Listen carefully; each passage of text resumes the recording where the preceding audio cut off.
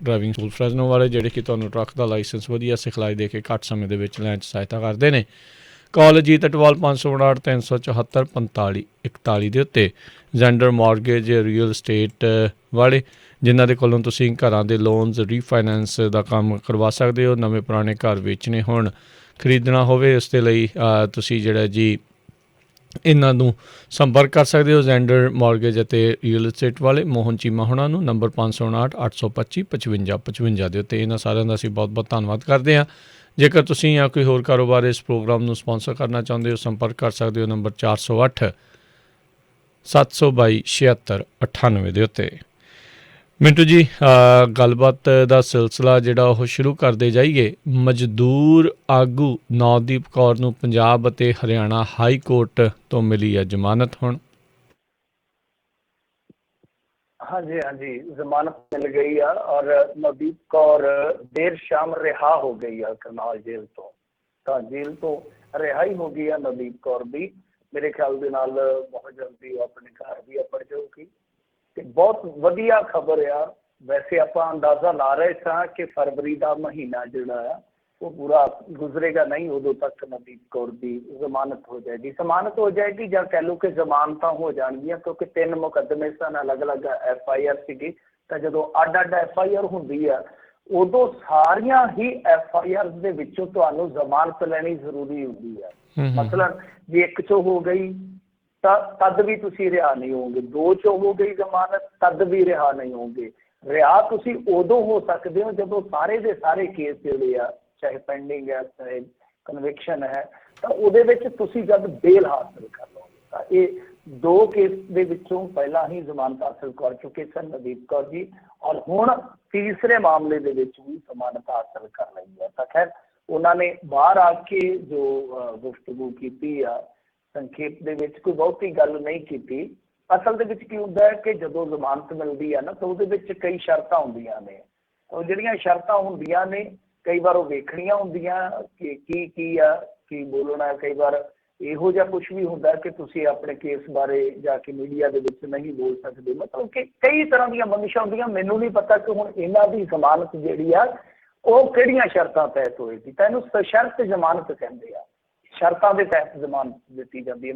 ਮਸਲਨ ਕਿ bail bond ਭਰੋ ਜੀ, ਇੰਨਾ ਭਰੋ, ਤੁਸੀਂ ਦੇਸ਼ ਨਹੀਂ ਛੱਡੋਗੇ, ਤੁਸੀਂ ਜਦ ਵੀ ਪੁਲਿਸ ਬੁਲਾਏਗੀ ਉਹ ਪੁੱਛਗਿੱਛ ਵਿੱਚ ਤਾਂ ਤੁਹਾਨੂੰ ਸ਼ਾਮਲ ਹੋਣਾ ਪਏਗਾ ਵਗੈਰਾ ਵਗੈਰਾ ਸ਼ਰਤਾਂ ਹੁੰਦੀਆਂ ਨੇ। ਤਾਂ ਕਈ ਵਾਰ ਮੀਡੀਆ ਦੇ ਨਾਲ ਗੁਫ਼ਤਗੂ ਕਰਨ ਤੋਂ ਇਸੇ ਕਰਕੇ ਗੁਰੇਜ਼ ਕੀਤਾ ਜਾਂਦਾ ਆ ਕਿ ਕਿਤੇ ਕਿਸੇ ਸ਼ਰਤ ਦਾ ਉਲੰਘਣ ਨਾ ਹੋ ਜਾਵੇ, ਮਸਲਾ ਕਿਤੇ ਫਿਰ ਦੁਬਾਰਾ ਉਲਝ ਨਾ ਜਾਵੇ। ਸੋ ਇਸ ਕਰਕੇ ਉਹਨਾਂ ਨੇ ਕਿਹਾ ਕਿ ਮੈਂ ਬਾਅਦ ਦੇ ਵਿੱਚ ਹੀ ਗੱਲਾਂ ਕਰੂੰਗੀ ਜੋ ਵੀ ਦੱਸਣਾ ਹੋਇਆ। ਹਾਂ, ਜੇਲ੍ਹ ਦੇ ਵਿੱਚ ਉਹਨੇ ਕਿਹਾ ਕਿ ਕੋਈ ਤਸ਼ੱਦਦ ਨਹੀਂ ਹੋਇਆ। ਹਾਂ, ਇਹ ਨਹੀਂ ਦੱਸਿਆ ਕਿ ਪੁਲਿਸ ਕਸਟਡੀ ਦੇ ਵਿੱਚ ਹੋਇਆ ਜਾਂ ਨਹੀਂ ਹੋਇਆ। ਤਾਂ ਦੂਜੀ ਗੱਲ ਉਹਨੇ ਕਿਹਾ ਕਿ ਮੈਂ ਇਹ ਲੜਾਈ ਛੱਡੂੰਗੀ ਨਹੀਂ, ਲੜਾਈ ਮੈਂ ਲੜਨੀ ਆ। ਕਿਸਾਨ ਦੀ, ਮਜ਼ਦੂਰ ਦੀ ਲੜਾਈ ਜਾਰੀ ਰਹੇਗੀ। ਨਾਲ ਉਹਨੇ ਕਿਹਾ ਕਿ ਦੇਖੋ ਅਮੀਰ ਤੇ ਗਰੀਬ ਦਾ ਜਿਹੜਾ ਪਾੜਾ ਵੱਧ ਗਿਆ ਵਾ ਤਾਂ ਹੱਕਾਂ ਵਾਸਤੇ ਤਾਂ ਉੱਠਣਾ ਹੀ ਪਏਗਾ, ਹਰੇਕ ਨੂੰ ਉੱਠਣਾ ਪਏਗਾ। ਤਾਂ ਬੁਲੰਦ ਹੌਸਲਾ ਸੀਗਾ। ਕਈ ਵਾਰ ਇਹ ਹੁੰਦਾ ਕਿ ਜੇਲ੍ਹ ਦੇ ਵਿੱਚੋਂ ਕੋਈ ਇਸ ਤਰ੍ਹਾਂ ਦਾ ਬੱਚਾ ਹੁੰਦਾ ਜਿਹੜਾ 20-25 ਸਾਲ ਦਾ ਮੁਰਝਾ ਜਾਂਦਾ। ਬਹੁਤ ਵਕਤ ਦੇ ਥੱਪੇੜੇ ਜਿਹੜੇ ਆ ਬੰਦੇ ਨੂੰ ਤੋੜ ਦਿੰਦੇ ਆ ਕਈ ਦਫਾ। ਪਰ ਇਸ ਕੁੜੀ ਦੇ ਹੌਸਲੇ ਜਜ਼ਬੇ ਬਿਲਕੁਲ ਬੁਲੰਦ ਸੀਗੇ। ਤਾਂ ਮਨਜਿੰਦਰ ਸਿੰਘ ਸਿਰਸਾ ਜਿਹੜੇ ਆ, ਖਾਸ ਤੌਰ ਤੇ ਮੈਂ ਜਿਵੇਂ ਤੁਹਾਨੂੰ ਦੱਸਿਆ ਕਿ ਉਹਨਾਂ ਦੀ ਸਲੌਤਾ ਤਾਂ ਬਣਦੀ ਬਣਦੀ ਹੈ। ਚਲੋ ਹਰੇਕ ਕਰਮ ਨੂੰ ਉਹਦੇ ਅਨੁਸਾਰ ਨੰਬਰ ਦੇਣੇ ਚਾਹੀਦੇ ਆ। ਜੇ ਕੋਈ ਕਰਮ ਠੀਕ ਨਹੀਂ ਹੈ ਤਾਂ ਉਹਦੀ ਆਲੋਚਨਾ ਹੋ ਜਾਣੀ ਚਾਹੀਦੀ ਹੈ, ਪਰ ਜੇ ਕੋਈ ਕਰਮ ਚੰਗਾ ਕਮਾਇਆ ਜਾਂਦਾ ਤਾਂ ਉਹਦੀ ਸਿਫਤ ਸਲੌਤ ਵੀ ਬਣਦੀ ਹੈ। ਤਾਂ ਮਨਜਿੰਦਰ ਸਿੰਘ ਸਿਰਸਾ ਬੇਸ਼ੱਕ ਕੱਲ ਨੂੰ ਸਿਆਸੀ ਮਾਈਲੇਜ ਗੇਨ ਕਰਨਗੇ ਔਰ ਅਕਾਲੀ ਦਲ ਨੇ ਕਹਿ ਵੀ ਦਿੱਤਾ, ਮਤਲਬ ਕਿ ਪੋਸਟਾਂ ਪਾ ਵੀ ਦਿੱਤੀਆਂ ਕਿ ਨਵਦੀਪ ਕੌਰ ਦੀ ਜ਼ਮਾਨਤ ਦੇ ਵਿੱਚ ਮਤਲਬ ਕਿ ਉਹਨਾਂ ਦਾ ਬਹੁਤ ਵੱਡਾ ਰੋਲ ਆ, ਦੱਸ ਰਹੇ ਨੇ। ਪਰ ਮਨਜਿੰਦਰ ਸਿੰਘ ਸਿਰਸਾ ਦਾ ਜ਼ਾਤੀ ਤੌਰ ਤੇ ਜਿੱਦਾਂ ਕਹਿ ਲਈਏ ਕਿ ਜੋ ਰੋਲ ਸੀਗਾ, ਜੋ ਉਹਨਾਂ ਨੇ ਰੋਲ ਅਦਾ ਕੀਤਾ, ਉਹ ਬਖੂਬੀ ਨਿਭਾਇਆ ਉਹਨਾਂ ਨੇ। ਤਾਂ ਦੂਜੇ ਪਾਸੇ ਜੇ ਆਪਾਂ ਗੱਲ ਕਰੀਏ ਇਸ ਮਾਮਲੇ ਦੇ ਵਿੱਚ ਜਿੰਨੀ ਖੁਸ਼ੀ ਹੋਈ ਆ, ਸੰਤੁਸ਼ਟੀ ਹੋਈ ਆ, ਉਹ ਮੈਂ ਥੋੜਾ ਜਿਹਾ ਤੁਹਾਡੇ ਨਾਲ ਜ਼ਿਆਦਾ ਜਾਣਦਾ ਹੋਊਗਾ, ਕਿਉਂਕਿ ਜਦੋਂ ਬੰਦਾ ਇਸ ਤਰ੍ਹਾਂ ਰਿਹਾ ਹੁੰਦਾ ਤਾਂ ਜਿਹੜਾ ਬੰਦਾ ਉਸ ਡਿਊਟੀ ਤੋਂ ਬਾਹਰ ਆਇਆ ਹੁੰਦਾ ਆਜ਼ਾਦ ਫਿਜ਼ਾ ਚ, ਉਹ ਜਾਣਦਾ ਕਿ ਕਿੰਨਾ ਵਧੀਆ ਅਹਿਸਾਸ ਹੁੰਦਾ। ਪਰ ਨਾਲ ਹੀ ਇੱਕ ਚੀਜ਼ ਜਿਹੜੀ ਆ ਉਹ ਮੈਂ ਥੋੜੀ ਜਿਹੀ ਨਿਰਾਸ਼ਾ ਦੇ ਵਿੱਚੋਂ ਕਹੂੰਗਾ ਅੱਜ ਦੇ ਸਮਾਚਾਰ ਚੋਂ, ਅੱਜ ਦੀ ਖਬਰ ਚੋਂ। ਇੱਕ ਨਿਰਾਸ਼ਾਜਨਕ ਪੱਖ ਤੋਂ ਗੱਲ ਕਹਿਣ ਜਾ ਰਿਹਾ, ਸ਼ਾਇਦ ਕਿਸੇ ਨੂੰ ਬੁਰੀ ਵੀ ਲੱਗੇ। ਤਾਂ ਮੇਰੇ ਕਹਿਣ ਦਾ ਮਤਲਬ ਕਿ ਠੀਕ ਹੈ, ਨਵਦੀਪ ਕੌਰ ਵਾਸਤੇ ਲੜਾਈ ਲੜੀ ਗਈ ਔਰ ਬਖੂਬੀ ਲੜੀ ਗਈ। ਪੰਜਾਬੀਆਂ ਨੇ ਬੱਲੇ ਬੱਲੇ ਕਰਵਾ ਦਿੱਤੀ। ਮਨਜਿੰਦਰ ਸਿੰਘ ਸਿਰਸਾ, ਦਿੱਲੀ ਕਮੇਟੀ, ਜਿਹੜੇ ਵਕੀਲ ਸਨ ਚੀਮਾ ਜੀ, ਮੈਂ ਕਹਿੰਦਾ ਕਿ ਸਾਰਿਆਂ ਨੇ ਸ਼ਿੱਦਤ ਦੇ ਨਾਲ ਇਹ ਲੜਾਈ ਲੜੀ। ਪਰ ਗਿਲਾ ਇਸ ਗੱਲ ਦਾ ਹੈ ਕਿ ਸ਼ਿਵ ਕੁਮਾਰ ਦਾ ਕਿਸੇ ਨੇ ਜ਼ਿਕਰ ਤੱਕ ਨਹੀਂ ਕੀਤਾ। ਉਹ ਸ਼ਿਵ ਕੁਮਾਰ ਜੋ ਨਵਦੀਪ ਕੌਰ ਦੇ ਨਾਲ ਹੀ ਅਰੈਸਟ ਹੋਇਆ ਇਸੇ ਹੀ ਲੜਾਈ ਦੇ ਵਿੱਚ, ਉਹ ਦਲਿਤ ਬੱਚਾ ਉਹ ਵੀ ਬਹੁਤ ਗਰੀਬ ਕਰਦਾ ਜਾਇਆ ਤੇ ਉਹ ਚੌਂਕੀਦਾਰ ਆ, 7000 ਰੁਪਏ ਤੇ ਨੌਕਰੀ ਕਰਦਾ। ਮਾਂ ਮਾਨਸਿਕ ਤੌਰ ਤੇ ਬਿਮਾਰ ਹੈ। ਉਹ ਖੁਦ ਸ਼ਿਵ ਕੁਮਾਰ ਇੱਕ ਅੱਖ ਤੋਂ ਜਿੱਦਾਂ ਕਹਿ ਲਈਏ ਕਿ ਆਰੀ ਟੈਪ ਕਹਿ ਸਕਦੇ ਹਾਂ ਕਿ ਉਹਨਾਂ ਦੀ ਅੱਖ ਜਿਹੜੀ ਆ ਉਹ 10ਵੀਂ 'ਚ ਖਰਾਬ ਹੋ ਗਈ ਸੀ ਜੀ। ਤਾਂ ਤੁਸੀਂ ਆਪ ਅੰਦਾਜ਼ਾ ਲਾ ਲਓ ਕਿ ਹੁਣ ਪੁਸ਼ਟੀ ਹੋ ਚੁੱਕੀ ਆ ਕਿ ਉਹਦੀਆਂ ਇੰਨੀਆਂ ਕੁੱਟਾਂ ਮਾਰਾਂ ਹੋਈਆਂ ਨੇ ਕਿ ਫ੍ਰੈਕਚਰ ਹੈ, 9 ਉਖੜੇ ਪਏ ਨੇ, ਜਿਵੇਂ ਆਪਣੇ ਕਲੌਟ ਆਪਾਂ ਕਹਿ ਦਿੰਦੇ ਹਾਂ ਕਿ ਇਸ ਤਰ੍ਹਾਂ ਇੱਕ ਧੱਬੇ ਜਿੱਦਾਂ ਸਰੀਰ ਤੇ ਆ ਜਾਂਦੇ ਆ। ਇਹ ਮੈਂ ਨਹੀਂ ਕਹਿ ਰਿਹਾ, ਉਹਦੀ ਮੈਡੀਕਲ ਰਿਪੋਰਟ ਕਹਿ ਰਹੀ ਆ ਔਰ ਉਹਦੀ ਚੀਖ ਚੀਖ ਕੇ ਕਹਿਣ ਰਹੀ ਆ। ਔਰ ਮੈਨੂੰ ਇਸ ਗੱਲ ਦੀ ਕਿਤੇ ਨਾ ਕਿਤੇ ਹੈਰਾਨਗੀ ਵੀ, ਪਰੇਸ਼ਾਨਗੀ ਵੀ ਆ ਔਰ ਸੱਚ ਪੁੱਛੋ ਤਾਂ ਗਿਲਾ ਵੀ ਹੈ ਕਿ ਉਹ ਵੀ ਦਲਿਤਾਂ ਦਾ ਬੱਚਾ ਸੀਗਾ, ਉਹ ਵੀ ਇਸੇ ਲੜਾਈ ਦਾ ਹੀਰੋ ਸੀਗਾ। ਫਿਰ ਉਹਨੂੰ ਕਿਉਂ ਅਣਗੌਲਿਆਂ ਕਰ ਦਿੱਤਾ ਗਿਆ? ਉਹ ਤਾਂ ਉਹਦਾ ਪਿਤਾ ਹਾਈ ਕੋਰਟ ਪਹੁੰਚਿਆ, ਹਾਈ ਕੋਰਟ ਨੇ ਫਿਰ ਚਲੋ ਇੰਨਾ ਉਪਰਾਲਾ ਕੀਤਾ ਕਿ ਉਹਦਾ ਮੈਡੀਕਲ ਚੰਡੀਗੜ੍ਹੋਂ ਕਰਾਇਆ ਗਿਆ, ਜਿਹਦੇ ਵਿੱਚ ਸਾਰੀਆਂ ਸੱਟਾਂ ਦੀ ਪੁਸ਼ਟੀ ਹੋ ਗਈ। ਪਰ ਅਫਸੋਸ ਨਾਲ ਕਹਿਣਾ ਪੈ ਰਿਹਾ ਕਿ ਸ਼ਿਵ ਕੁਮਾਰ ਨੂੰ ਉਹਦੇ ਹਾਲ ਤੇ ਛੱਡ ਦਿੱਤਾ ਗਿਆ। ਨਾ ਮੀਡੀਆ ਨੇ ਪੁੱਛਿਆ, ਨਾ ਪੰਜਾਬੀਆਂ ਨੇ ਕੋਈ ਆਵਾਜ਼ ਬੁਲੰਦ ਕੀਤੀ।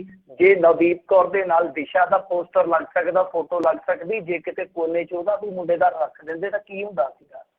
ਸੋ ਇਸ ਕਰਕੇ ਮੈਂ ਆਪਣਾ ਗਿਲਾ ਜ਼ਾਹਰ ਕਰ ਰਿਹਾ ਕਿ ਸਾਡੇ ਮੀਡੀਆ ਨੇ ਵੀ ਉਸ ਸ਼ਿਵ ਕੁਮਾਰ ਬਾਰੇ ਕੋਈ ਗੱਲ ਨਹੀਂ ਕੀਤੀ, ਜਿਸ ਸ਼ਿਵ ਕੁਮਾਰ ਦੀ ਲੜਾਈ ਜਿਹੜੀ ਆ ਨਵਦੀਪ ਕੌਰ ਤੋਂ ਜੇ ਵੱਧ ਨਹੀਂ ਤੇ ਘੱਟ ਵੀ ਨਹੀਂ, ਕਿਉਂਕਿ ਉਹ ਮੁੰਡਾ ਸੀਗਾ, ਉਹਦੇ ਤੇ ਤਸ਼ੱਦਦ ਜ਼ਿਆਦਾ ਹੋਇਆ ਵਾ।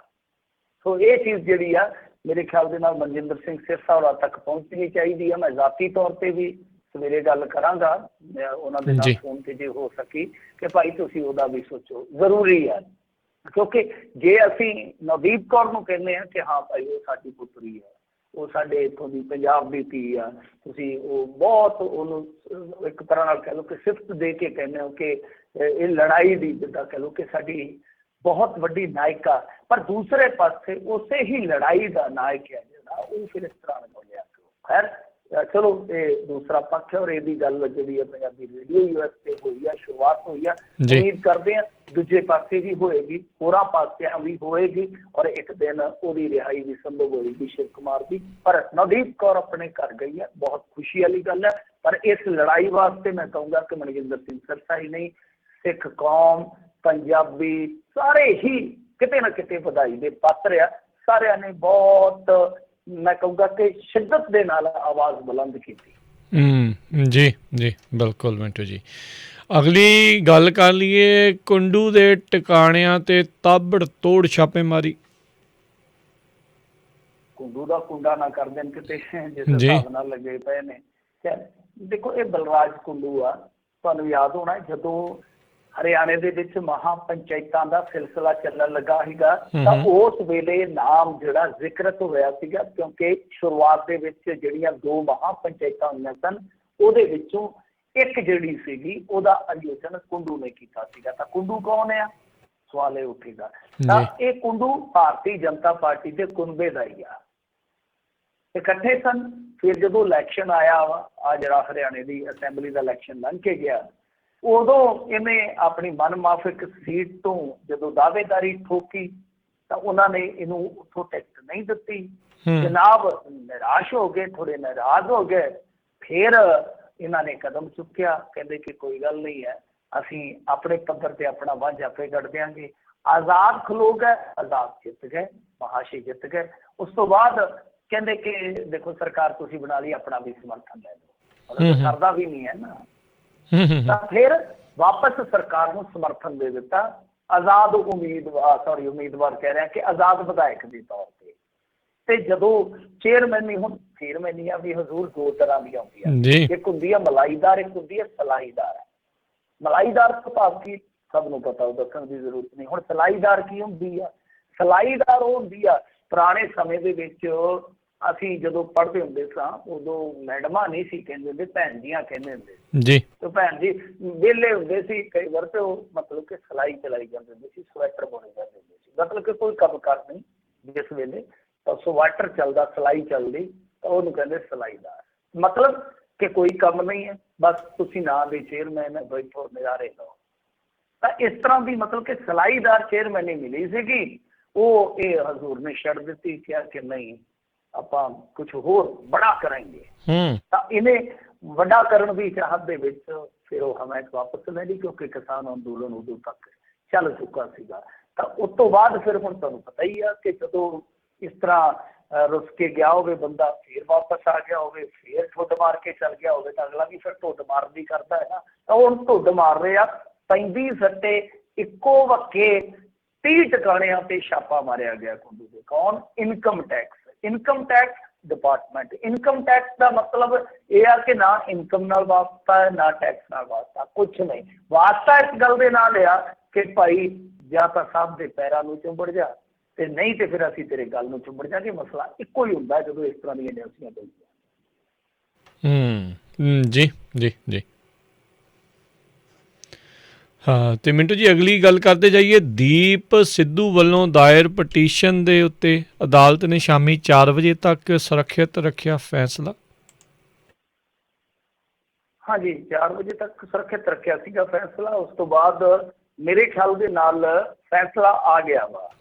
ਤਾਂ ਇਹ ਲੇਟ ਅਪਡੇਟ ਆ, ਪਰ ਫੈਸਲਾ ਆ ਗਿਆ ਵਾ। 30 ਹਜ਼ਾਰੀ ਕੋਰਟ ਨੇ ਦਿੱਲੀ ਪੁਲਿਸ ਨੂੰ ਕਿਹਾ ਕਿ ਇਸ ਮਾਮਲੇ ਦੇ ਵਿੱਚ ਭਾਈ ਜੋ ਬਣਦੀ ਸਰਦੀ ਇਨਕੁਆਰੀ ਆ ਉਹ ਤੁਸੀਂ ਕਰੋ, ਕਿਉਂਕਿ ਮਸਲਾ ਉਹੀ ਸੀਗਾ ਜਿਹੜਾ ਆਪਾਂ ਕੱਲ ਵਿਚਾਰਿਆ ਸੀਗਾ ਕਿ ਇਹਨਾਂ ਨੇ ਪਟੀਸ਼ਨ ਪਾਈ ਆ।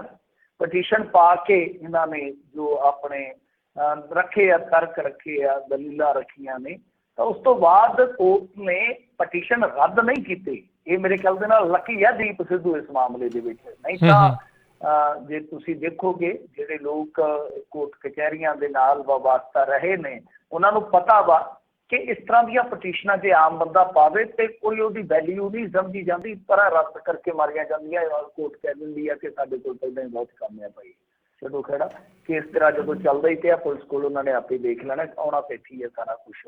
ਤਾਂ ਲੱਕੀ ਰਿਹਾ ਮੇਰੇ ਖਿਆਲ ਦੇ ਨਾਲ। ਮੇਰਾ ਇੰਨਾ ਮੰਨਣਾ, ਮੇਰਾ ਤਜਰਬਾ ਹੈ ਜੋ ਮੈਂ ਸੋਚਿਆ ਵੇਖਿਆ ਇਸ ਮਾਮਲੇ ਦੇ ਵਿੱਚ, ਕਿ ਦੀਪ ਸਿੱਧੂ ਲੱਕੀ ਰਿਹਾ ਕਿ ਉਹਦੀ ਅਰਜ਼ੀ ਜਾਂ ਕਹਿ ਲਓ ਅਪੀਲ ਮਨਜ਼ੂਰ ਹੋ ਗਈ ਆ ਤੇ ਹੁਣ ਇਨਕੁਆਰੀ ਜਿਹੜੀ ਆ ਉਹ ਕਰਨੀ ਦਿੱਲੀ ਪੁਲਿਸ ਨੇ ਆ।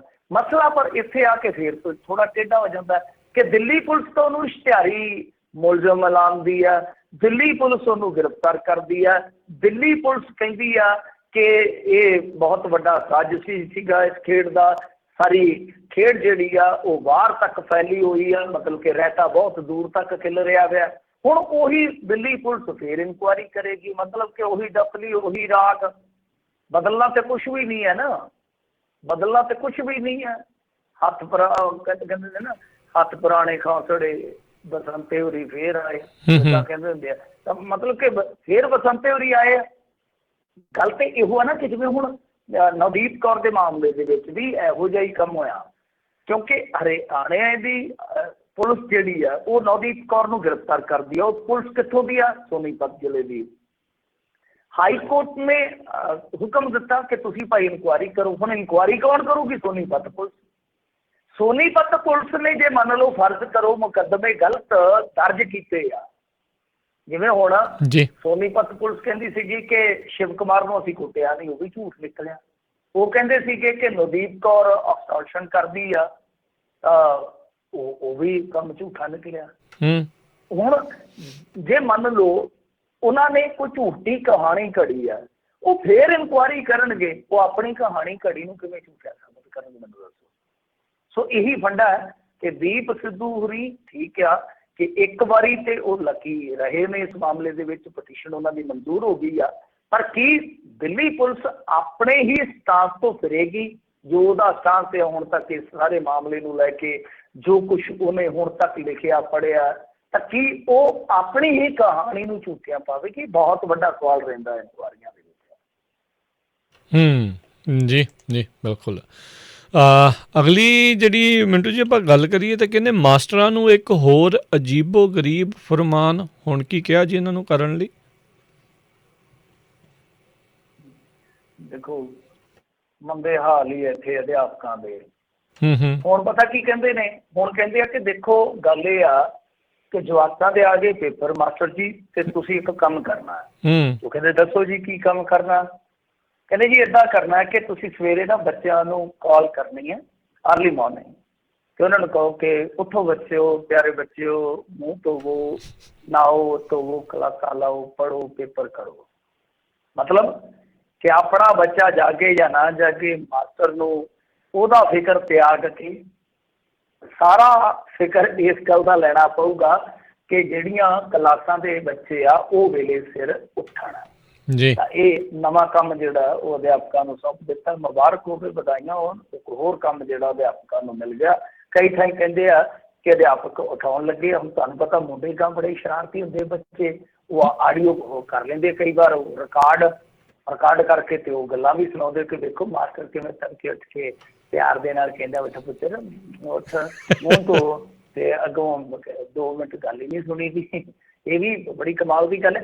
ਕਿਤੇ ਇਹ ਨਾ, ਮੈਂ ਤੇ ਦੱਸਦਾ, ਕਿਤੇ ਇਹ ਨਾ ਕਹਿ ਦੇਣ ਕਿ ਭਾਈ ਨਾਲ ਬੱਚੇ ਦੇ, ਤੁਸੀਂ ਬੱਚੇ ਦੇ ਬਾਪੂ ਨੂੰ ਵੀ ਉਠਾਉਣਾ ਤੇ ਉੱਠ ਫਲਾਣਾ ਸਿਆ, ਅੰਮ੍ਰਿਤ ਵੇਲਾ ਹੋ ਗਿਆ, ਨਹਾ ਧੋ, ਇਸ਼ਨਾਨ ਪਾਣੀ ਕਰ, ਰੱਬ ਕਰ, ਤੇ ਉਸ ਤੋਂ ਬਾਅਦ ਬੁਰੀ ਮੱਝ ਦੀਆਂ ਧਾਰਾਂ ਕੱਢ ਭਾਈ।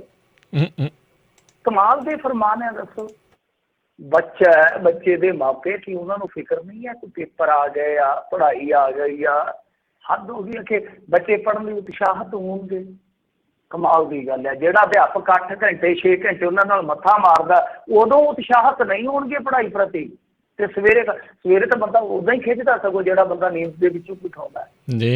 ਇਸ ਕਰਕੇ ਬੜੇ ਅਜੀਬੋ ਗਰੀਬ ਦੇ ਫਰਮਾਨ ਨੇ। ਕਦੇ ਕਹਿ ਦਿੰਦੇ ਆ ਕਿ ਜਾ ਕੇ ਪਰਾਲੀ ਸਾੜਨ ਤੋਂ ਰੋਕੋ ਜੀ। ਉਹ ਕਹਿੰਦੇ ਤਰੰਗਲੀਆਂ ਖਾਣੀਆਂ ਅਸੀਂ ਮੋਰਾਂ ਦੇ ਵਿੱਚ, ਦੱਸੋ ਸਾਨੂੰ ਤੇ ਭੇਜ ਦਿਓ। ਇੱਕ ਵਾਰੀ ਕਹਿੰਦੇ ਕਿ ਜਿਹੜੇ ਸੁਬਾਹ ਖੇਤਾਂ 'ਚ ਜੰਗਲ ਪਾਣੀ ਜਾਂਦੇ ਉਹਨਾਂ ਦੀ ਜਾ ਕੇ ਗਿਣਤੀ ਕਰੋ। ਉਹ ਕਹਿੰਦੇ ਕਿ ਉਹਨਾਂ ਦੇ ਨਾਲ ਪੈਲੀਆਂ ਦੀ ਰਜਿਸਟਰੀ ਕਰਾਉਣੀ ਹੈ, ਤੁਸੀਂ ਬੰਦਾ ਪੁੱਛੋ ਕੀ ਕਰਾਉਣਾ ਜੀ। ਉਹ ਰੌਲਾ ਪਿਆ। ਆ ਪਿੱਛੇ ਜੇ ਕਹਿੰਦੇ ਕਿ ਆ ਝੱਗਾ ਪਜਾਮਾ ਨਹੀਂ ਪਾ ਕੇ ਆਉਣਾ, ਆ ਨਹੀਂ ਪਾ ਕੇ ਆਉਣਾ। ਕਮਾਲ ਦੀ ਗੱਲ ਆ। ਤੁਸੀਂ ਇਸ ਸਿੱਖਿਆ ਪ੍ਰਣਾਲੀ ਨੂੰ ਠੀਕ ਕਰੋ, ਸਕੂਲਾਂ ਨੂੰ ਠੀਕ ਕਰੋ। ਕਿਤੇ ਚਪੜਾਸੀ ਹੈ ਨਹੀਂ, ਕਿਤੇ ਚੌਕੀਦਾਰ ਹੈ ਨਹੀਂ, ਕਿਤੇ ਸਵੀਪਰ ਹੈ ਨਹੀਂ, ਕਿਤੇ ਅਧਿਆਪਕ ਹੈ ਨਹੀਂ, ਉਹ ਕਿਤੇ ਸਕੂਲ ਦੀ ਇਮਾਰਤ ਹੀ ਹੈ ਨਹੀਂ। ਇਹ ਹਾਲ ਆ ਤੇ ਦੂਜੇ ਪਾਸੇ ਤੁਰੇ ਫਿਰਦੇ। ਖੈਰ ਇੱਦਾਂ ਦੀਆਂ ਗੱਲਾਂ ਜਿਹੜੀਆਂ ਉਹ ਹੁੰਦੀਆਂ ਰਹਿੰਦੀਆਂ। ਹੁਣ ਉਡੀਕ ਕਰੋ ਅਗਲਾ ਫਰਮਾਨ ਕਿਸ ਤਰ੍ਹਾਂ ਦਾ ਆਉਂਦਾ। ਜੀ ਜੀ ਬਿਲਕੁਲ। ਤੇ ਮਿੰਟੂ ਜੀ ਅਗਲੀ ਜਿਹੜੀ ਆਪਾਂ ਗੱਲ ਕਰਦੇ ਜਾਈਏ, ਚੋਣ ਕਮਿਸ਼ਨ ਵੱਲੋਂ 5 ਸੂਬਿਆਂ 'ਚ ਹੋਣ ਵਾਲੀਆਂ ਵਿਧਾਨ ਸਭਾ ਚੋਣਾਂ ਦੀਆਂ ਤਰੀਕਾਂ ਦਾ ਐਲਾਨ ਹੋਣ ਵਾਲਾ ਹੈ ਜੀ। ਹਾਂਜੀ ਹੋ ਗਿਆ ਜੀ, ਹੋ ਗਿਆ, ਐਲਾਨ ਵੀ ਹੋ ਗਿਆ। ਤੇ ਇਹਦੇ ਵਿੱਚ ਤਰੀਕਾਂ ਦਾ ਜਿਹੜਾ ਐਲਾਨ ਹੋਇਆ ਉਹਦੇ ਵਿੱਚ ਜੇ ਤੁਸੀਂ ਦੇਖੋਗੇ ਤਾਂ ਬੰਗਾਲ ਨੂੰ 8 ਗੇੜ ਦੇ ਵਿੱਚ ਇਲੈਕਸ਼ਨ ਮਿਲਿਆ। ਸੰਖੇਪ ਦੇ ਵਿੱਚ ਦੱਸ ਦੇਣਾ ਕਿ ਕਿਹੜੀ ਸਟੇਟ ਦੇ ਵਿੱਚ ਕਦ ਇਲੈਕਸ਼ਨ ਹੋਏਗਾ। ਪੱਛਮੀ ਬੰਗਾਲ ਦੇ ਵਿੱਚ 294 ਸੀਟਾਂ, 8 ਗੇੜ ਦੇ ਵਿੱਚ ਇਲੈਕਸ਼ਨ ਹੋਏਗਾ। ਪਹਿਲਾ ਗੇੜ 27 ਮਾਰਚ ਨੂੰ, ਮਤਲਬ 27 ਮਾਰਚ, ਉਸ ਤੋਂ ਬਾਅਦ 1 ਅਪ੍ਰੈਲ, ਫਿਰ 6, ਫਿਰ 10, ਫਿਰ 17, ਫਿਰ 22, ਫਿਰ 26, ਫਿਰ 29। ਮਤਲਬ ਕਿ ਅਪ੍ਰੈਲ ਫੂਲ ਉਹ ਵੀ 1 ਅਪ੍ਰੈਲ ਨੂੰ ਜਿਹੜਾ ਹੋਏਗਾ। ਵੈਸੇ ਦੇਖੋ ਕਿ ਜਨਤਾ ਦਾ ਫੂਲ ਬਣਦਾ ਕਿ ਕੀ ਹੁੰਦਾ। ਇੱਧਰ ਤਮਿਲਨਾਡੂ ਦੂਸਰਾ ਸੂਬਾ ਕਿਹੜਾ ਆ ਗਿਆ, ਤਮਿਲਨਾਡੂ, 234 ਸੀਟ, ਇੱਕੋ ਗੇੜ 6 ਅਪ੍ਰੈਲ ਡੇਟ। ਕੇਰਲ 140 ਸੀਟਾਂ, ਮਤਲਬ ਕਿ ਆਪਣੇ ਜਿੰਨੀਆਂ ਸੀਟਾਂ ਤਕਰੀਬਨ ਲਾ ਲਓ, ਆਪਣੇ 117, ਉਹਨਾਂ ਦੀਆਂ 140 ਆ। ਤਾਂ ਇੱਕੋ ਗੇੜ ਦੇ ਵਿੱਚ ਨਿਬੜ ਜਾਣਾ ਕੰਮ। 6 ਅਪ੍ਰੈਲ ਨੂੰ ਇੱਥੇ ਵੋਟਿੰਗ ਹੋ ਜਾਣੀ ਹੈ। ਅਸਮ 126, ਲਗਭਗ ਆਪਣੇ ਜਿੰਨੀਆਂ। ਤਾਂ ਇੱਥੇ 3 ਗੇੜ ਦੇ ਵਿੱਚ ਹੋਏਗਾ, 3 ਫੇਜ਼ ਦੇ ਵਿੱਚ ਹੋਏਗਾ। 27 ਮਾਰਚ, 1 ਅਪ੍ਰੈਲ, 6 ਅਪ੍ਰੈਲ। ਪੁਡੂਚੇਰੀ ਇਹ ਬਹੁਤ ਛੋਟਾ ਹੈ, ਜਿੱਦਾਂ ਲਾ ਲਓ ਕਿ ਆਪਣੇ 1-2 ਜ਼ਿਲ੍ਹਿਆਂ ਜਿੱਦਾਂ ਹੀ ਹੋਣਾ ਹੈ। ਤਾਂ ਇੱਥੇ 30 ਸੀਟਾਂ ਨੇ, ਵੱਡੇ ਜ਼ਿਲ੍ਹੇ ਆਪਣੇ ਫਿਰੋਜ਼ਪੁਰ ਟਾਈਪ ਦੇ ਜਿਹੜੇ ਪੁਰਾਣੇ ਜ਼ਿਲ੍ਹੇ, ਮੇਰੇ ਖਿਆਲ ਨਾਲ ਇੰਨਾ ਕੋਈ ਹੋਏਗਾ। ਤਾਂ 30 ਸੀਟਾਂ ਨੇ ਉਰੇ। ਤਾਂ ਇੱਥੇ ਵੀ 1 ਗੇੜ ਦੇ ਵਿੱਚ ਯਾਨੀ 6 ਅਪ੍ਰੈਲ ਨੂੰ ਕੰਮ ਨਿਬੜਦਾ ਹੋ ਜਾਣਾ ਹੈ। ਸੋ ਅੱਜ ਇਹਨਾਂ ਨੇ ਪ੍ਰੈਸ ਕਾਨਫਰੰਸ ਕੀਤੀ ਹੈ। ਪ੍ਰੈਸ ਕਾਨਫਰੰਸ ਕਰਕੇ ਇਹਨਾਂ ਨੇ ਸਾਫ਼ ਕਰ ਦਿੱਤਾ, ਵੈਸੇ ਦੱਸ ਵੀ ਦਿੱਤਾ ਕਿ ਕਰੋਨਾ ਦੇ ਨਾਲ ਕਿਸ ਤਰ੍ਹਾਂ ਨਜਿੱਠਿਆ ਜਾਊਗਾ, ਕਿਸ ਤਰ੍ਹਾਂ ਪ੍ਰਬੰਧ ਕੀਤਾ ਜਾਊਗਾ, ਵਗੈਰਾ ਵਗੈਰਾ। ਉਹ ਗੱਲਾਂ ਬਾਤਾਂ ਤੁਹਾਨੂੰ ਜਿਹੜੀਆਂ ਪਤਾ ਹੀ ਆ ਉਹ ਕਰਦੇ ਹੁੰਦੇ ਆ ਜਦੋਂ ਵੀ ਇਸ ਤਰ੍ਹਾਂ ਦਾ ਐਲਾਨ ਕਰਦੇ ਆ। ਪਰ ਸਭ ਤੋਂ ਵੱਡਾ ਇੱਕ ਸਵਾਲ ਉੱਠੇਗਾ, ਜਿਵੇਂ ਮੈਂ ਤੁਹਾਨੂੰ ਦੱਸਿਆ ਜੀ ਪੱਛਮ ਬੰਗਾਲ 294 ਸੀਟਾਂ। ਵੈਸੇ ਪੱਛਮ ਬੰਗਾਲ ਦਾ ਨਾਮ ਬਦਲਾਉਣ ਵਾਸਤੇ ਵੀ ਮਮਤਾ ਬੈਨਰਜੀ ਨੇ ਬਾਬਾ ਇੱਕ ਵਾਰੀ ਚਾਰਾਜੋਈ ਕੀਤੀ ਸੀਗੀ। ਹੂੰ ਹੁਣ ਵੈਸੇ ਈਸਟ ਬੰਗਾਲ ਬਣਦਾ ਜੇ ਹਿਸਾਬ ਕਿਤਾਬ ਲਾਈਏ, ਕਿਉਂਕਿ ਨਕਸ਼ੇ ਬਦਲ ਗਏ ਆ ਨਾ, ਹੂੰ। ਬੰਗਲਾਦੇਸ਼ ਨਿਕਲ ਗਿਆ, ਪਾਕਿਸਤਾਨ ਬਣ ਗਿਆ, ਹੋ ਗਿਆ ਵਗੈਰਾ। ਖੈਰ ਚਲੋ ਉਸ ਗੱਲ ਦੇ ਵਿੱਚ ਨਹੀਂ ਪੈਂਦੇ। ਹੁਣ ਇੱਥੇ 294 ਸੀਟਾਂ, ਗੌਰ ਕਰਿਓ 294 ਸੀਟਾਂ। ਫੇਜ਼ ਕਿੰਨੇ ਆ ਇਲੈਕਸ਼ਨ ਦੇ? 8। ਤਮਿਲਨਾਡੂ ਚ ਕਿੰਨੇ ਆ? 234 ਸੀਟਾਂ ਦੇ ਮੁਕਾਬਲੇ ਫੇਜ਼ ਕਿੰਨੇ ਆ? 1। ਇਹ ਹੈਰਾਨਗੀ ਨਹੀਂ ਹੁੰਦੀ? ਜਿੱਦਾਂ ਇੱਕ ਹੋਰ ਚੀਜ਼ ਆંકੜਾ ਮੈਂ ਜਿਵੇਂ ਤੁਹਾਨੂੰ ਦੱਸ ਰਿਹਾ ਸੀ, ਤਾਂ ਮੇਰੇ ਮੱਥੇ ਦੇ ਵਿੱਚ ਇਹ ਗੱਲ ਜਿਹੜੀ ਆ ਉਠਾ ਕਰਕੇ ਵੱਜੀ ਆ ਕਿ ਹੁਣ ਜਿੱਦਾਂ ਕੇਰਲ 140 ਸੀਟਾਂ ਨੇ, 140 ਸੀਟਾਂ, ਇੱਕੋ ਫੇਜ਼ 6 ਅਪ੍ਰੈਲ ਤਰੀਕ। ਅਸਮ 126, ਮਤਲਬ ਕਿ ਕੇਰਲ ਦੇ ਨਾਲੋਂ 14 ਘੱਟ, ਤੇ ਉੱਥੇ 3 ਫੇਜ਼ ਦੇ ਵਿੱਚ। ਇਹ ਕਮਾਲ ਦੀ ਗੱਲ ਆ। ਇਹ 27 ਮਾਰਚ ਨੂੰ 1 ਨੂੰ ਸ਼ੁਰੂ। ਕਹਾਣੀ ਕੀ ਆ? ਤਾਂ ਕਹਾਣੀ ਨੂੰ ਥੋੜਾ ਜਿਹਾ ਖੋਲਣ ਦੀ ਜ਼ਰੂਰਤ ਆ, ਸਾਰੀ ਤਸਵੀਰ ਸਪਸ਼ਟ ਹੋ ਜਾਂਦੀ ਆ। ਮਤਲਬ ਕਿ ਜਿੱਦਾਂ ਲਾ ਲਓ ਕਿ ਜਿਹੜੇ ਭਾਸ਼ਣ ਜੀਵੀ ਆ, ਸਮਝ ਗਏ ਨਾ ਕੌਣ ਭਾਸ਼ਣ ਜੀਵੀ? ਉਹ ਜਿਹੜੇ ਦੱਸਦੇ ਕਿ ਅੰਦੋਲਨ ਜੀਵੀ ਪਰ ਜੀਵੀ, ਉਹ ਭਾਸ਼ਣ ਜੀਵੀ ਅੱਜ ਕੱਲ੍ਹ। ਉਹਨਾਂ ਨੇ ਭਾਸ਼ਣ ਹੀ ਦੇਣੇ, ਤਾਂ ਉਹਨਾਂ ਨੂੰ ਖੁੱਲੀ ਬੈਟਿੰਗ ਕਰਨ ਵਾਸਤੇ ਮਤਲਬ ਕਿ ਇੱਕ ਟੈਸਟ ਮੈਚ ਦੇ ਦਿੱਤਾ ਗਿਆ ਬੰਗਾਲ ਦੇ ਵਿੱਚ ਕਿ ਤੁਸੀਂ ਟੈਸਟ ਖੇਡੋ, ਕੋਈ ਚੱਕਰ ਨਹੀਂ, ਜਿੰਨੀ ਮਰਜ਼ੀ ਟੁੱਕ ਲਾਈ ਚਲੋ, ਜਦੋਂ ਵੀ ਜੀ ਕਰੇ ਰੋਹਿਤ ਸ਼ਰਮਾ ਵਾਂਗੂ ਹੁੱਕ ਸ਼ਾਟ ਖੇਡ ਲਓ, ਤੁਹਾਡੀ ਮਰਜ਼ੀ ਹੈ। ਮਤਲਬ ਕਿ ਖੁੱਲੀ ਖੇਡ ਦੇ ਦਿੱਤੀ। ਤਾਂ ਦੂਸਰੇ ਪਾਸੇ ਤਮਿਲਨਾਡੂ ਦੇ ਵਿੱਚ ਪਤਾ ਕਿ ਇੱਥੇ ਕੁਛ ਬਹੁਤਾ ਵੱਟਿਆ ਨਹੀਂ ਜਾਣਾ, ਕਿਉਂਕਿ ਉੱਥੇ ਕਿਸੇ ਦੇ ਕੰਧੇੜੇ ਤੇ ਚੜ੍ਹ ਕੇ ਸਫ਼ਰ ਤੈਅ ਕਰ ਰਹੇ ਆ। ਕੇਰਲ ਦੇ ਵਿੱਚ ਪਤਾ ਕੱਖ ਨਹੀਂ ਵੱਟਿਆ ਜਾਣਾ, ਉੱਥੇ ਕਮਿਊਨਿਸਟ ਜਾਂ ਕਾਂਗਰਸ ਉਹਨਾਂ ਦੀ ਆਪਸ ਦੇ ਵਿੱਚ ਲੜਾਈ ਆ ਵੀ ਚਲੋ ਛੱਡੋ ਖੜਾ, ਆਪਾਂ ਕੀ ਲੈਣਾ, ਕੁਛ ਨਹੀਂ। ਮਤਲਬ ਅਸਮ ਦੇ ਵਿੱਚ 126, ਇੱਥੇ 3 ਗੇੜ। ਇਸ ਕਰਕੇ ਕਿਉਂਕਿ ਉੱਥੇ ਇਸ ਵੇਲੇ ਮਾਹੌਲ ਜਿਹੜਾ ਬਣਿਆ, ਤੁਸੀਂ ਸੱਚ ਜਾਣਿਓ ਜਦ ਤੁਸੀਂ ਉੱਥੋਂ ਦੇ ਲੋਕਲ ਅਖਬਾਰਾਂ ਨੂੰ ਖੋਲੋਗੇ, ਇਸ ਵਾਰੀ ਸੀਏ ਵੀ ਮੁੱਦਾ ਜਿਹੜਾ ਹੈ ਨਾ, ਉਹ ਦੂਜੇ ਨੰਬਰ ਤੇ ਆ। ਉੱਥੇ ਪਹਿਲੇ ਨੰਬਰ ਤੇ ਜਿਹੜੇ ਮਾਈਕਰੋ ਫਾਈਨੈਂਸ ਵਾਲੇ ਝਗੜੇ ਹੁੰਦੇ ਆ, ਇਹਨਾਂ ਚੀਜ਼ਾਂ ਦੇ ਮੁਤਲਕ ਮੁੱਦੇ ਉੱਥੇ ਜਨਤਾ ਦੇ ਵਿੱਚ ਨੇ। ਤਾਂ ਉੱਥੇ ਵੀ ਕਾਂਟੇ ਦੀ ਟੱਕਰ ਆ। ਉੱਥੇ ਵੀ ਭਾਰਤੀ ਜਨਤਾ ਪਾਰਟੀ ਜਿੱਦਾਂ ਕਹਿ ਲਓ ਕਿ ਇੱਕ ਸਟਰਗਲ ਕਰ ਰਹੀ ਹੈ, ਸੰਘਰਸ਼ ਕਰ ਰਹੀ ਆ। ਤਾਂ ਉੱਥੇ ਵੀ 3 ਗੇੜ ਦਿੱਤੇ ਗਏ, ਮਤਲਬ ਕਿ ਟਾਈਮ ਦਿੱਤਾ ਗਿਆ। ਸਿੱਧੇ ਤੌਰ ਤੇ ਮੈਂ ਕਹਾਂ ਕਿ ਚੋਣ ਕਮਿਸ਼ਨ ਨੇ ਟਾਈਮ ਦਿੱਤਾ ਗਿਆ ਕਿ ਤੁਸੀਂ ਖੁੱਲ੍ਹ ਕੇ ਖੇਡ ਲਓ, ਜਿਨ੍ਹਾਂ ਰਾਜਾਂ ਦੇ ਵਿੱਚ ਖੁੱਲ੍ਹ ਕੇ ਖੇਡਣ ਦੀ ਜ਼ਰੂਰਤ ਆ। ਸੋ ਇਸ ਕਰਕੇ ਪੱਛਮੀ ਬੰਗਾਲ ਦਾ ਇਲੈਕਸ਼ਨ ਦੇਖ ਲਓ ਕਿ ਆਲਮੋਸਟ ਮਈ ਤੱਕ ਚੱਲ ਗਿਆ, ਮਈ ਤੱਕ। ਜਦਕਿ ਦੂਸਰੇ ਇਲੈਕਸ਼ਨ ਜਿਹੜੇ ਆ 4 ਸਟੇਟਾਂ ਦੇ, ਉਹ ਹੱਦ ਤੋਂ ਹੱਦ 6 ਅਪ੍ਰੈਲ ਤੱਕ ਜਾਂਦੇ ਆ। ਤਾਂ ਇਹ ਹੈ ਕਹਾਣੀ ਵਿੱਚੋਂ, ਇਸ ਕਰਕੇ ਮੈਂ ਦੱਸੀ ਆ ਤਾਂ ਕਿ ਸਪਸ਼ਟ ਹੋ ਜਾਵੇ ਕਿ ਦੇਖੋ ਇੱਥੇ ਡੈਮੋਕ੍ਰੇਸੀ ਆ, ਬਹੁਤ ਖੂਬਸੂਰਤ ਢੰਗ ਨਾਲ ਚੱਲਦਾ। ਇੰਨਾ ਕੁ ਮਾੜਾ ਮੋਟਾ ਜੇ ਹੋ ਜਾਂਦਾ ਤਾਂ ਮਾਫ਼ ਕਰ ਦਿਓ ਜੀ। ਤੇ ਇਹ ਵੀ ਇੱਕ ਨਾਲ ਹੋਊਗਾ, ਚਲੋ ਖੁੱਲ੍ਹ ਕੇ ਖੇਡਣ ਦਾ ਤਾਂ ਉਹਨਾਂ ਨੇ ਦਿੱਤਾ ਹੀ ਦਿੱਤਾ ਹੈ ਮੌਕਾ, ਵੀ ਜਾਣ ਕੇ ਇਹ ਲੋਕਾਂ ਦੇ ਮਨ 'ਚ ਭਰਮ ਪਾਉਣਾ ਵੀ ਇੱਥੇ ਦੇਖੋ ਸਥਿਤੀ ਠੀਕ ਨਹੀਂ ਆ, ਇਹ ਇਹਨਾਂ ਦੀ ਸਰਕਾਰ ਦੇ ਅਧੀਨ ਤਾਂ ਸਾਨੂੰ ਇੰਨੀਆਂ ਗੇੜਾਂ 'ਚ ਕਰਾਉਣੇ ਪੈ ਰਹੇ ਆ, ਸਾਡੀ ਸਰਕਾਰ ਲਿਆਓ ਫਿਰ ਸਭ ਕੁਝ ਠੀਕ ਹੋ ਜਾਊਗਾ। ਨਹੀਂ, ਉਹ ਤਾਂ ਦੇਖੋ ਹੁੰਦਾ ਹੀ ਆ। ਉਹ ਤਾਂ ਮਤਲਬ ਕਿ ਹੁਣ ਇਹਨਾਂ ਨੇ ਪਹਿਲਾਂ ਹੀ ਕੰਪਨੀਆਂ ਭੇਜਤੀਆਂ ਸੀ ਉੱਥੇ, ਮੇਰੇ ਖਿਆਲ ਦੇ ਨਾਲ ਬੰਗਾਲ ਦੇ ਵਿੱਚ ਐਲਾਨ ਤੋਂ ਪਹਿਲਾਂ ਹੀ ਕਹਿਤਾ ਸੀਗਾ ਕਿ 25 ਕੰਪਨੀਆਂ ਚੱਲ ਜਾਂਦੀਆਂ ਆ ਜਿਹੜੀਆਂ ਹੁੰਦੀਆਂ ਨੇ ਜੀਮ ਫੌਜੀ ਦਸਤਿਆਂ ਦੀਆਂ। ਜੀ ਜੀ, ਉਹ ਤਾਂ ਉਹਨਾਂ ਨੇ ਸੰਕੇਤ ਦੇ ਦਿੱਤਾ, ਉਹਦੇ 'ਚ ਤਾਂ ਕੋਈ ਦੋ ਰਾਏ ਨਹੀਂ ਹੈ। ਪਰ ਗੱਲ ਇਹੀ ਆ, ਜਿਹੜੇ ਇੰਨੇ ਗੇੜ ਹੁੰਦੇ ਆ ਨਾ, ਉਹਦੇ ਵਿੱਚ ਅਸਲ ਕਹਾਣੀ ਇਹੋ ਹੁੰਦੀ ਹੈ ਕਿ ਪ੍ਰਚਾਰ ਦਾ ਖੁੱਲ੍ਹ ਕੇ ਮੌਕਾ ਮਿਲੇ। ਵੱਧ ਤੋਂ ਵੱਧ ਜ਼ਿਲ੍ਹੇ ਜਿਹੜੇ ਆ ਉਹ ਇਹਨਾਂ ਦੇ ਬੰਦੇ, ਜਿਹੜੇ ਮੇਨ ਬੰਦੇ ਕੌਣ ਆ ਤੁਹਾਨੂੰ ਪਤਾ ਹੀ ਆ, 2-4 ਜਿਹੜੇ ਬੰਦੇ ਆ ਉਹ ਵੱਧ ਤੋਂ ਵੱਧ ਇਲਾਕਿਆਂ ਨੂੰ ਕਵਰ ਕਰਨ, ਕਿਉਂਕਿ 5 ਰਾਜਾਂ ਦੇ ਵਿੱਚ ਸਿਲੈਕਸ਼ਨ ਹੈ। ਅਸਮ ਦੇ ਵਿੱਚ ਮੈਂ ਜਿਵੇਂ ਕਹਿ ਰਿਹਾ ਕਿ ਬਹੁਤ ਵੱਡੀ ਉੱਥੇ ਵੀ ਟੱਕਰ ਆ, ਤਮਿਲਨਾਡੂ ਦੇ ਵਿੱਚ ਵੀ। ਹੁਣ ਦੇਖੋ 2 ਸਟੇਟਾਂ ਇਹੋ ਜਿਹੀਆਂ ਜਿਹੜੀਆਂ ਮੋੜਾ ਪਾ ਦੇਣਗੀਆਂ, ਮਤਲਬ ਕਿ ਇਸ ਦੇਸ਼ ਨੂੰ, ਜਿਵੇਂ ਤੁਸੀਂ ਇੱਕ ਦਿਨ ਸ਼ਬਦ ਇੱਕ ਇਸਤੇਮਾਲ ਕੀਤਾ ਸੀ, ਤੁਹਾਨੂੰ ਯਾਦ ਹੋਣਾ ਕਿ ਜੇ ਤੁਹਾਡੀ ਨਜ਼ਰ ਦੇ ਵਿੱਚ ਜਾਂ ਸਾਡੇ ਇੰਡੀਆ 'ਚ ਵੀ ਸਵਾਲ ਉੱਠਦਾ ਪਿਆ ਕਿ ਇਹ ਦੇਸ਼ ਜਿਹੜਾ ਹੈ ਉਹ ਹੁਣ ਤਾਨਾਸ਼ਾਹੀ ਵੱਲ ਵੱਧਦਾ ਪਿਆ, ਕਿ ਜਿਸ ਤਰੀਕੇ ਦੇ ਨਾਲ ਧੜਾ ਫੈਸਲੇ ਲਏ ਜਾ ਰਹੇ ਆ। ਮੇਰੇ ਕਹਿਣ ਦਾ ਮਤਲਬ ਹੈ ਕਿ ਜਿਹੜੇ ਇਸ ਤਰ੍ਹਾਂ ਦੇ ਸਵਾਲ ਹੈ, ਜਿਹੜੇ ਬਾਹਰੋਂ ਉੱਠਦੇ ਆ ਜਾਂ ਅੰਦਰੋਂ ਉੱਠਦੇ ਆ, ਉਹਨਾਂ ਨੂੰ 2 ਸਟੇਟਾਂ ਜਿਹੜੀਆਂ ਉਹ ਦਿਸ਼ਾ ਦੇ ਸਕਦੀਆਂ। ਉਹ ਕਿਹੜੀਆਂ ਨੇ? ਇੱਕ ਹੈ ਤਮਿਲਨਾਡੂ, ਉਹ ਤਾਂ ਵੈਸੇ ਉਹਦਾ ਰੰਗਤ ਤੁਹਾਨੂੰ ਪਤਾ ਹੀ ਆ ਕਿਸ ਤਰ੍ਹਾਂ ਦਾ ਰਹਿੰਦਾ, ਪਰ ਐਤਕੀ ਭਾਰਤੀ ਜਨਤਾ ਪਾਰਟੀ ਉੱਥੇ ਗਠਬੰਧਨ 'ਚ, ਗੱਠਜੋੜ 'ਚ, ਉਹਨੂੰ ਵੀ ਜੇ ਛੱਡ ਦਈਏ ਤਾਂ 2 ਹੋਰ ਮਹੱਤਵਪੂਰਨ ਹੋ ਜਾਂਦੀ ਹੈ। ਉਹ ਹੈ ਬੰਗਾਲ, ਕੇਰਲ। केरल का भी खासा तुहानू पता। तो बंगाल आपां ला लईए कि मेनली बंगाल आ, वो बहुत कुछ तय करेगा इस दफा। जी ਜੀ ਜੀ ਤੇ ਮਿੰਟੂ ਜੀ ਇੱਕ ਆਪਾਂ ਖਬਰ ਕਰਕੇ ਫਿਰ ਉਸ ਤੋਂ ਬਾਅਦ ਬ੍ਰੇਕ ਲੈਣੀ ਹੈ, ਤੇ ਬ੍ਰੇਕ ਤੋਂ ਬਾਅਦ ਸਰੋਤਿਓ ਤੁਹਾਡੇ ਜਿਹੜੇ ਸਵਾਲ ਆ ਉਹ ਵੀ ਲਵਾਂਗੇ। ਕਾਲ ਕਰਨ ਦੇ ਲਈ ਨੰਬਰ 408 272 5200 4082725200। ਅਗਲੀ ਗੱਲ ਕਰਦੇ ਜਾਈਏ, ਰੇਲਵੇ ਦੇ ਨਿੱਕੇ ਰੂਟਾਂ ਦੇ ਉੱਤੇ ਵਧਾ ਦਿੱਤਾ ਗਿਆ ਕਿਰਾਇਆ। ਤਰਕ ਕਹਿੰਦੇ ਬੜਾ ਹੀ ਕਮਾਲ ਦਾ ਦਿੱਤਾ ਆ ਜੀਵੀ ਹੁਣਾਂ ਨੇ।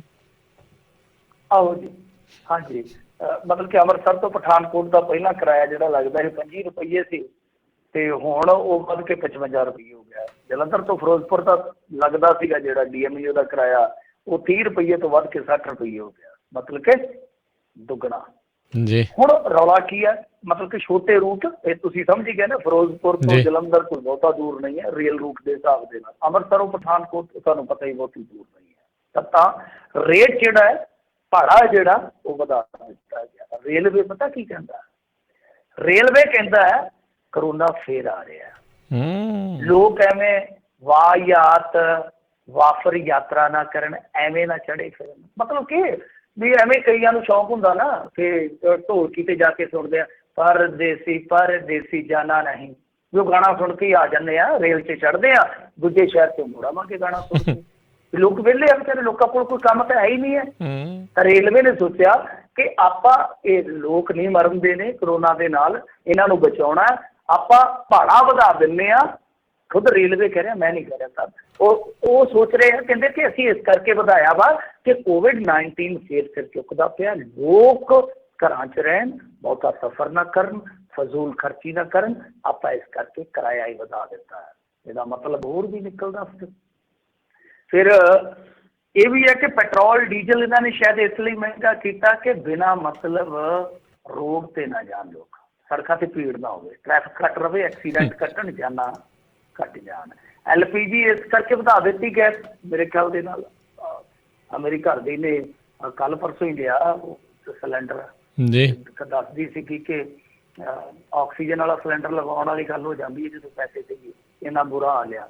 LPG ਇਸ ਕਰਕੇ ਮਹਿੰਗੀ ਕਰ ਦਿੱਤੀ, ਮਤਲਬ ਕਿ ਜ਼ਿਆਦਾ ਲੋਕ ਖਾਣਾ ਨਾ ਖਾਣ, ਮੋਟਾਪੇ ਤੋਂ ਬਚੇ ਰਹਿਣ, ਬਿਮਾਰੀਆਂ ਤੋਂ ਰਹਿਤ ਰਹਿਣ। ਬਸ ਤੇਲ, ਘੀ, ਇਹ ਸਭ ਕੁਛ ਇਸ ਲਈ ਮਹਿੰਗਾ ਕਰ ਦਿੱਤਾ ਕਿ ਹੋਰ ਜਿਵੇਂ ਹਿਰਦੇ ਦੀ ਬਿਮਾਰੀ, ਦਿਲ ਦੀ ਬਿਮਾਰੀ, ਜਿਗਰ ਦੀ ਬਿਮਾਰੀ, ਇਹਨਾਂ ਸਾਰੀਆਂ ਚੀਜ਼ਾਂ ਤੋਂ ਬਚਾਅ ਹੋਵੇ। ਛੇਤੀ ਵੇਖੋ, ਆਟਾ, ਚੌਲ, ਦਾਲ, ਇਹ ਸਭ ਕੁਛ ਮਹਿੰਗਾ ਹੋ ਜਾਣਾ, ਮਤਲਬ ਕਿ ਢਿੱਡ ਹੀ ਨਾ ਭਰਿਆ ਜਾਵੇ। ਬੇਰੁਜ਼ਗਾਰੀ ਇਸ ਲਈ ਵਧਾ ਦਿੱਤੀ ਜਾਣੀ ਆ। 45 ਸਾਲ ਦਾ ਰਿਕਾਰਡ ਟੁੱਟਿਆ, ਮੇਰੇ ਖਿਆਲ ਦੇ ਨਾਲ ਹੋ ਸਕਦਾ 145 ਸਾਲ ਦੇ ਟੁੱਟ ਜਾਵੇ, ਤਾਂ ਕਿ ਲੋਕ ਥਕਾਵਟ ਮਹਿਸੂਸ ਨਾ ਕਰਨ, ਇੱਕਦਮ ਫਰੈਸ਼ ਰਹਿਣ, ਵਿਹਲੇ ਰਹਿਣ, ਖਬਰਾਂ ਸੁਣ, ਗਾਣੇ ਸੁਣ, ਜੇ ਨਾ ਕੁਛ ਹੋਵੇ ਤਾਂ ਤਾਸ਼ ਖੇਡ ਰਹਿਣ। ਸੋ ਇਸ ਕਰਕੇ ਚੀਨ ਦੀ ਜਿਹੜੀ ਭਾਰਤੀ ਜ਼ਮੀਨ ਤੇ ਆਪਣੀ ਕਲੋਨੀ ਜਿਹੜੀ ਬਣਾਈ ਸੀ, ਉਹ ਇਸੇ ਕਰਕੇ ਸ਼ਾਇਦ ਬਣਾਈ ਸੀ ਤਾਂ ਕਿ ਮੋਦੀ ਜੀ 100 ਸਮਾਰਟ ਸਿਟੀ ਬਣਾ ਕੇ ਦੇਸ਼ ਦਾ ਪੈਸਾ ਬਰਬਾਦ ਨਾ ਕਰਨ। ਸੋ ਇਹਨਾਂ ਦੀਆਂ ਨੀਤੀਆਂ ਜਿਹੜੀਆਂ ਲੱਗਦਾ ਇਹੋ ਜਿਹੀਆਂ ਹੀ ਆ। ਜੀ ਜੀ, ਅਕਲਮੰਦ ਲੋਕ ਤਾਂ ਭੀੜ ਵਧੇ ਤਾਂ ਡੱਬੇ ਵਧਾਉਂਦੇ ਆ, ਇਹ ਕਹਿੰਦੇ ਜੀ ਲੋਕ ਹੀ ਨਾ ਆਉਣ, ਇਹ ਇਹਨਾਂ ਦਾ ਚੰਗੀ ਸਿਆਣਪ ਜਿਹੜੀ ਇਹਨਾਂ ਨੇ ਵਰਤੀ ਆ। ਅਤੇ ਇੱਥੇ ਆਪਾਂ ਲੈਂਦੇ ਹਾਂ ਇੱਕ ਬ੍ਰੇਕ ਤੋਂ ਬਾਅਦ 'ਚ ਸਰੋਤਿਓ ਮੁੜ ਵਾਪਸ ਹਾਜ਼ਰ ਹੋਵਾਂਗੇ। ਤੁਹਾਡੇ ਜਿਹੜੇ ਸਵਾਲ ਹੋਏ ਉਹ ਆਪਾਂ ਲਵਾਂਗੇ। ਕਾਲ ਕਰਨ ਦੇ ਲਈ ਨੰਬਰ ਹੈ 408 272 5200 4082725200। ਮਿਲਦੇ ਹਾਂ ਇੱਕ ਬ੍ਰੇਕ ਤੋਂ ਬਾਅਦ 'ਚ।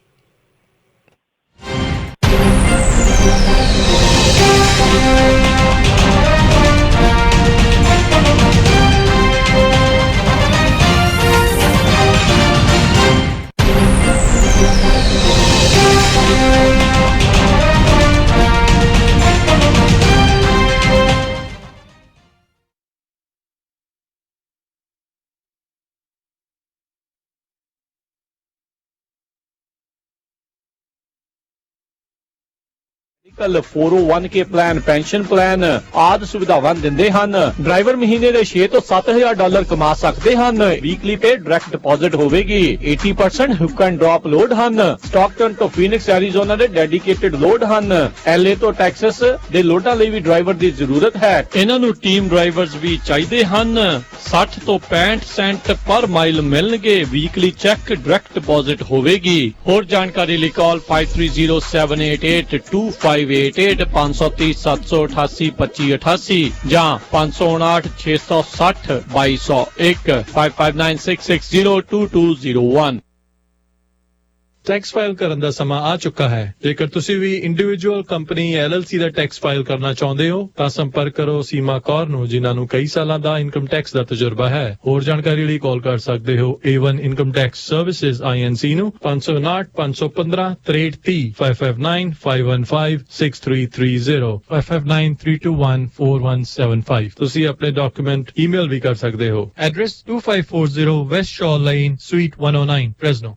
ਹੋਮਿਓਪੈਥੀ ਦੇ ਮਾਹਿਰ practitioner doctor Bhupinder Singh Sandhu DMS MD alternate medicine, ਜਿਨ੍ਹਾਂ ਤੋਂ ਤੁਸੀਂ ਹਰ ਪ੍ਰਕਾਰ ਦੀ ਹੋਮਿਓਪੈਥਿਕ ਮੈਡੀਸਿਨ ਲੈ ਸਕਦੇ ਹੋ। ਇਹਨਾਂ ਨੇ ਆਪਣੀ ਹੋਮਿਓਪੈਥੀ ਦੀ ਪੜ੍ਹਾਈ ਕੈਲਕਟਾ ਹੋਮਿਓਪੈਥੀ ਮੈਡੀਕਲ ਕਾਲਜ ਤੋਂ ਕੀਤੀ ਹੈ। ਡਾਕਟਰ ਭੁਪਿੰਦਰ ਸਿੰਘ ਸੰਧੂ ਹੁਣਾਂ ਨੂੰ ਮਿਲਣ ਦੇ ਲਈ ਅੱਜ ਹੀ ਕਾਲ ਕਰੋ 5597705038 559 770 5038। ਤੁਸੀਂ ਸੁਣ ਰਹੇ ਹੋ ਪੰਜਾਬੀ ਰੇਡੀਓ USA। ਆਪਣੇ ਬਿਜ਼ਨਸ ਦੀ ਐਡ ਦੇ ਲਈ ਕਾਲ 4082725200।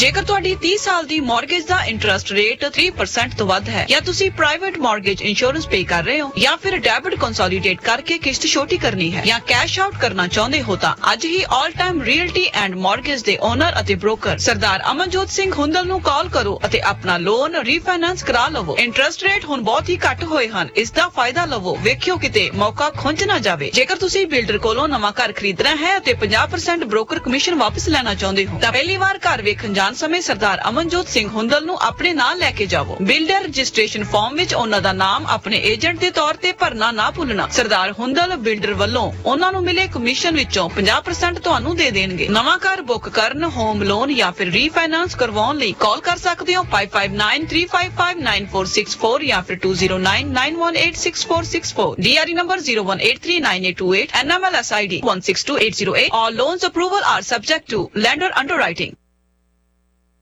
ਬੰਬੇ ਇੰਡੀਅਨ ਕੁਜ਼ੀਨ, ਜਿੱਥੋਂ ਖਾ ਸਕਦੇ ਹੋ ਹਰ ਇੱਕ ਤਰ੍ਹਾਂ ਦਾ ਵੈਜ ਅਤੇ non veg, north Indian, American ਅਤੇ ਮੈਕਸੀਕਨ ਫੂਡ। ਟਰੱਕਾਂ ਵਾਲੇ ਵੀਰਾਂ ਵਾਸਤੇ ਘਰ ਵਰਗੀ ਰੋਟੀ ਤਿਆਰ ਕੀਤੀ ਜਾਂਦੀ ਹੈ। ਖਾਣਾ ਫੋਨ ਤੇ ਆਰਡਰ ਕਰਕੇ ਟੂ ਗੋ ਵੀ ਕਰਵਾ ਸਕਦੇ ਹੋ। ਵਧੇਰੇ ਜਾਣਕਾਰੀ ਲਈ ਗੱਲ ਕਰ ਸਕਦੇ ਹੋ ਅੰਗਰੇਜ਼ ਸਿੰਘ, ਰਿੱਕੀ ਸਿੰਘ ਜਾਂ ਫਿਰ JD ਸਿੰਘ ਨਾਲ 559 258 1600 559 258 1600। Bombay Indian cuisine 2885 east Jensen avenue, Fresno. Chevron gas station ਦੇ ਵਿੱਚ।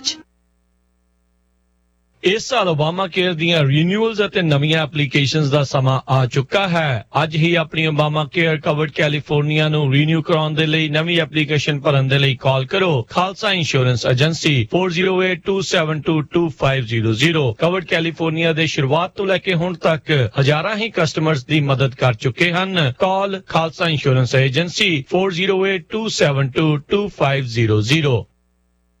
Cheema tax and bookkeeping services. ਇੱਥੇ ਤੁਸੀਂ ਪੇਰੋਲ ਸਰਵਿਸਿਜ਼, ਇੰਡੀਵਿਜੂਅਲ ਬਿਜ਼ਨਸ ਜਾਂ ਕਾਰਪੋਰੇਟ ਟੈਕਸ ਫਾਈਲਿੰਗ, ਜਾਂ ਫਿਰ ਕਾਰਪੋਰੇਸ਼ਨ ਤੇ ਐਸ ਕਾਰਪੋਰੇਸ਼ਨ ਬਣਾਉਣ ਲਈ, ਜਾਂ ਫਿਰ ਜੇ ਤੁਸੀਂ ਪਾਸਪੋਰਟ, ਸਿਟੀਜ਼ਨਸ਼ਿਪ, EIN ਜਾਂ ਹੋਰ ਵੀ ਕਿਸੇ ਤਰ੍ਹਾਂ ਦੇ ਫਾਰਮ ਫਾਈਲ ਕਰਨਾ ਚਾਹੁੰਦੇ ਹੋ, ਤਾਂ ਫਿਰ ਅੱਜ ਹੀ ਅੰਮ੍ਰਿਤਬੀਰ ਸਿੰਘ ਨੂੰ 5597790180 ਜਾਂ ਫਿਰ 5598402616 ਤੇ ਕਾਲ ਕਰੋ। ਐਡਰੈਸ ਹੈ 4221 ਵੈਸਟ ਸੀਅਰਾ ਮਡੇਰਾ ਐਵੇਨਿਊ, ਸੂਈਟ 207। ਇਸ ਸਾਲ ਓਬਾਮਾ ਕੇਅਰ ਦੀਆਂ ਰੀਨਿਊਅਲਸ ਅਤੇ ਨਵੀਆਂ ਐਪਲੀਕੇਸ਼ਨਸ ਦਾ ਸਮਾਂ ਆ ਚੁੱਕਾ ਹੈ। ਅੱਜ ਹੀ ਆਪਣੀ ਓਬਾਮਾ ਕੇਅਰ ਕਵਰਡ ਕੈਲੀਫੋਰਨੀਆ ਨੂੰ ਰੀਨਿਊ ਕਰਾਉਣ ਦੇ ਲਈ ਨਵੀਂ ਐਪਲੀਕੇਸ਼ਨ ਭਰਨ ਦੇ ਲਈ ਕਾਲ ਕਰੋ Khalsa insurance agency 4082722500। Covered California ਦੇ ਸ਼ੁਰੂਆਤ ਤੋਂ ਲੈ ਕੇ ਹੁਣ ਤੱਕ ਹਜ਼ਾਰਾਂ ਹੀ ਕਸਟਮਰਸ ਦੀ ਮਦਦ ਕਰ ਚੁੱਕੇ ਹਨ। Call Khalsa insurance agency 4082722500। ਤੁਸੀਂ ਸੁਣ ਰਹੇ ਹੋ Punjabi radio USA।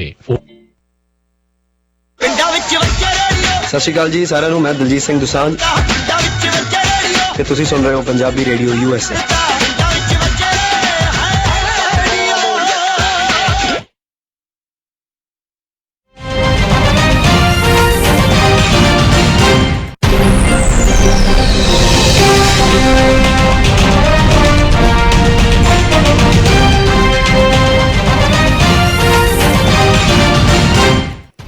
Punjabi radio USA ਸੁਣ ਰਹੇ ਸਾਰੇ ਹੀ ਮਾਣਯੋਗ ਅਤੇ ਸਤਿਕਾਰਤ ਸਰੋਤਿਆਂ ਨੂੰ ਇੱਕ ਵਾਰੀ ਫੇਰ ਨਿੱਘੀ ਜੀ ਆਇਆਂ ਨੂੰ, ਸਭ ਦਾ ਸਵਾਗਤ ਹੈ। ਸੋ ਤੇ ਪ੍ਰੋਗਰਾਮ ਚੱਲ ਰਿਹਾ ਜੀ ਇਸ ਟਾਈਮ ਖਬਰ ਤੇ ਨਜ਼ਰ। ਆਪਣੇ ਨਾਲ ਜੁੜੇ ਹੋਏ ਨੇ ਮਿੰਟੂ ਗੁਰੂਸਰੀਆ ਜੀ। ਮਿੰਟੂ ਜੀ, ਜੀ ਆਇਆਂ ਨੂੰ, ਸਵਾਗਤ ਹੈ ਜੀ, ਸਤਿ ਸ੍ਰੀ ਅਕਾਲ ਜੀ ਸ਼ੁਕਰੀਆ ਜੀ, ਸਤਿ ਸ੍ਰੀ ਅਕਾਲ ਜੀ। ਤੇ ਸਰੋਤਿਓ, ਜੇਕਰ ਤੁਸੀਂ ਵੀ ਹੁਣ ਸਵਾਲ ਪੁੱਛਣਾ ਚਾਹੁੰਦੇ ਹੋ ਮਿੰਟੂ ਜੀ ਨੂੰ, ਕਾਲ ਕਰ ਸਕਦੇ ਹੋ ਸਟੂਡੀਓ ਦੇ ਵਿੱਚ। ਕਾਲ ਕਰਨ ਦੇ ਲਈ ਨੰਬਰ ਹੈ 408 272 5200 4082725200 408 272 5200 ਦੇ ਉੱਤੇ ਕਾਲ ਕਰ ਸਕਦੇ ਹੋ। ਤੇ ਆਓ ਆਪਣੇ ਜਿਹੜੇ ਆ ਕਾਲਰਸ ਆ ਉਹਨਾਂ ਦੇ ਨਾਲ ਗੱਲਬਾਤ ਕਰਦੇ ਹਾਂ। ਆਪਣੇ ਅੱਜ ਦੇ ਪਹਿਲੇ ਕਾਲਰ ਜੁੜੇ ਹੋਏ ਨੇ ਸੁਰਿੰਦਰ ਗਿੱਲ ਜੀ। ਸਤਿ ਸ਼੍ਰੀ ਅਕਾਲ ਜੀ, ਸਵਾਗਤ ਹੈ ਸੁਰਿੰਦਰ ਜੀ। ਵਾਲਿਆਂ ਨੂੰ ਮੇਰੀ ਸਤਿਕਾਰ ਭਰੀ ਸਤਿ ਸ੍ਰੀ ਅਕਾਲ ਜੀ। ਸਤਿ ਸ਼੍ਰੀ ਅਕਾਲ ਜੀ। ਹਾਂਜੀ, ਮੇਰਾ ਜੀ ਭਾਜੀ ਇਹ ਸਵਾਲ ਹੈ ਭਈ, ਇੱਕ ਤਾਂ ਭਾਜੀ ਹੁਣਾਂ ਤੋਂ ਪੁੱਛਣਾ ਸੀ ਵੀ ਜਿਹੜੇ ਉਹ ਬਾਰਡਰ ਆ ਜਿੰਨੇ ਵੀ ਸਿੰਘੂ ਬਾਰਡਰ ਦੇ ਨਾਲ ਬਾਕੀ ਜਿੰਨੇ ਵੀ ਆ, ਉੱਥੇ ਕਿਸਾਨ ਕਿਸ ਤਰ੍ਹਾਂ ਚੜ੍ਹਦੀ ਕਲਾ ਚਾਹ ਤੇ ਉਹਨਾਂ ਦੀ ਗਿਣਤੀ ਤੋਂ ਹੋਰ ਸਾਰਾ ਕਿਸ ਤਰ੍ਹਾਂ ਚੱਲ ਰਿਹਾ। ਤੇ ਦੂਸਰੀ ਬੇਨਤੀ ਆ ਭਈ ਜਿਹੜੇ ਇਨੀ ਬੇਕਸੂਰੇ ਜਿੱਥੋਂ ਵੀ ਰੂਹ ਕੀਤੀ ਨੌਜਵਾਨਾਂ ਨੂੰ ਫੜ ਕੇ ਜੇਲ੍ਹਾਂ 'ਚ ਲਿਆ ਕੇ ਡੱਕ ਦਿੱਤਾ, ਤਾਂ ਕਾਫੀ ਸਾਰੇ ਹੁਣ ਰਿਹਾ ਵੀ ਹੋ ਰਹੇ ਆ। ਕੀ ਉਹ ਮੁੜ ਕੇ ਫਿਰ ਜਦੋਂ ਬੇਕਸੂਰ ਸਾਬਤ ਹੋ ਰਹੇ ਆ ਤੇ ਪੁਲਿਸ ਦੇ ਖਿਲਾਫ ਵੀ ਕੋਈ ਕੇਸ ਆਦਿ ਕੀਤੇ ਜਾ ਸਕਦੇ ਆ? ਇਹਦੇ ਬਾਰੇ ਥੋੜੀ ਜਾਣਕਾਰੀ ਦਿਓ। ਧੰਨਵਾਦ ਜੀ। ਭਾਜੀ ਕੱਟੇ ਹੋ। ਨੰਬਰ 1 ਭਾਜੀ ਕਿ ਇਹ ਹਾਲੇ ਦੋਸ਼ ਮੁਕਤ ਨਹੀਂ ਹੋਏ, ਇਹਨਾਂ ਨੂੰ ਬੇਲ ਮਿਲੀ ਆ ਜੀ। ਸੋ ਜਦੋਂ ਕੇਸ ਦਾ ਫੈਸਲਾ ਹੋਏਗਾ ਉਸ ਤੋਂ ਬਾਅਦ ਜੇ ਕੋਈ ਚਾਹੇ ਤਾਂ ਉਹ ਇਸ ਤਰ੍ਹਾਂ ਦਾ ਦਾਅਵਾ ਪਾ ਸਕਦਾ ਹੈ। ਮਤਲਬ ਕਿ ਜਿੱਦਾਂ ਤੁਹਾਡੇ ਤਾਂ ਇੱਧਰ ਬਹੁਤ ਮੋਟੇ ਮੁਆਵਜ਼ੇ ਦੇ ਸੂਟਕੇਸ ਪਤਾ ਨਹੀਂ ਹੁੰਦੇ ਆ, ਤੁਹਾਡਾ ਕੁਛ ਬਹੁਤ ਵੱਡੇ ਲੈਵਲ ਤੇ ਪਾਏ ਜਾਂਦੇ ਨੇ, ਤਾਂ ਕਈ ਵਾਰ ਬਹੁਤ ਵੱਡੇ ਪੱਧਰ ਤੇ ਹਰਜਾਨਾ ਵੀ ਦਿੱਤਾ ਜਾਂਦਾ ਹੈ। ਇੱਧਰ ਇੰਨਾ ਜ਼ਿਆਦਾ ਤਾਂ ਨਹੀਂ, ਪਰ ਕੋਈ ਚਾਹੇ ਤਾਂ ਪਾ ਜ਼ਰੂਰ ਸਕਦਾ, ਉਹਦੇ ਕੋਲ ਉਹ ਅਖਤਿਆਰ ਜ਼ਰੂਰ ਹੁੰਦਾ ਹੈ।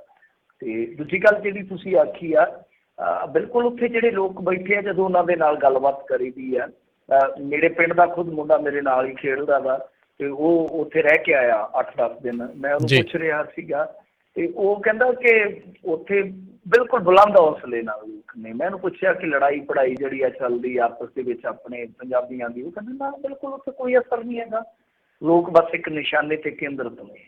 ਹਾਂ ਠੀਕ ਆ, ਸਵਾਲ ਜ਼ਰੂਰ ਮਾਈਂਡ ਦੇ ਵਿੱਚ ਰਹਿੰਦਾ ਕਿ ਨਿਬੜੂਗਾ ਕਿ ਨਹੀਂ ਨਿਬੜੂਗਾ, ਨਿਬੜੂਗਾ ਤਾਂ ਕਦੋਂ ਨਿਬੜੂਗਾ, ਇਹੋ ਜਿਹੇ ਸਵਾਲ ਜ਼ਰੂਰ ਨੇ, ਪਰ ਹੌਸਲੇ ਬੁਲੰਦ ਆ। ਹਾਂ ਠੀਕ ਆ ਕਿ ਰਸ਼ ਘਟਦਾ ਵੱਧਦਾ ਰਹਿੰਦਾ, ਗਰਮੀ ਆ ਗਈ ਆ, ਵੇਖੋ ਤੋਂ ਵਾਢੀ ਦਾ ਟਾਈਮ ਆ ਜਾਣਾ ਵਾ। ਉਹ ਜ਼ਰੂਰੀ ਨਹੀਂ ਕਿ ਜੇ ਆਪਾਂ ਨਵੰਬਰ 'ਚ ਰਸ਼ ਵੇਖਿਆ ਸੀਗਾ ਤਾਂ ਉਹਨਾਂ ਰਸ਼ ਆਪਾਂ ਅਪ੍ਰੈਲ ਦੇ ਮਹੀਨੇ 'ਚ ਵਿਸਾਖੀ ਵਾਲੇ ਦੌਰ 'ਚ ਵੀ ਦੇਖੀਏ। ਰਸ਼ ਜ਼ਰੂਰ ਘਟੇ ਵਧੇਗਾ, ਉਹਦੇ ਨਾਲ ਕੋਈ ਫਰਕ ਨਹੀਂ ਪੈਂਦਾ। ਮਸਲਾ ਇਹੋ ਆ ਕਿ ਨਿਸ਼ਾਨਾ ਕੀ ਸੀਗਾ ਔਰ ਉਸ ਨਿਸ਼ਾਨੇ ਤੇ ਕਿੰਨੇ ਲੋਕ ਕੇਂਦਰਿਤ ਹੈ, ਕਿੰਨੀ ਇਕਜੁੱਟਤਾ ਹਾਲੇ ਵੀ ਉਸ ਇਕੱਲੇ ਨਿਸ਼ਾਨੇ ਤੇ ਹੈ। ਜੀ ਜੀ। ਅਗਲੇ ਕਾਲਰ ਨੇ ਜੀਤ ਸਿੰਘ। ਸਤਿ ਸ਼੍ਰੀ ਅਕਾਲ। ਹਾਂਜੀ ਸਤਿ ਸ਼੍ਰੀ ਅਕਾਲ। ਖਾਲਸਾ ਫਤਿਹ ਜੀ। ਖਾਲਸਾ ਫਤਿਹ ਜੀ।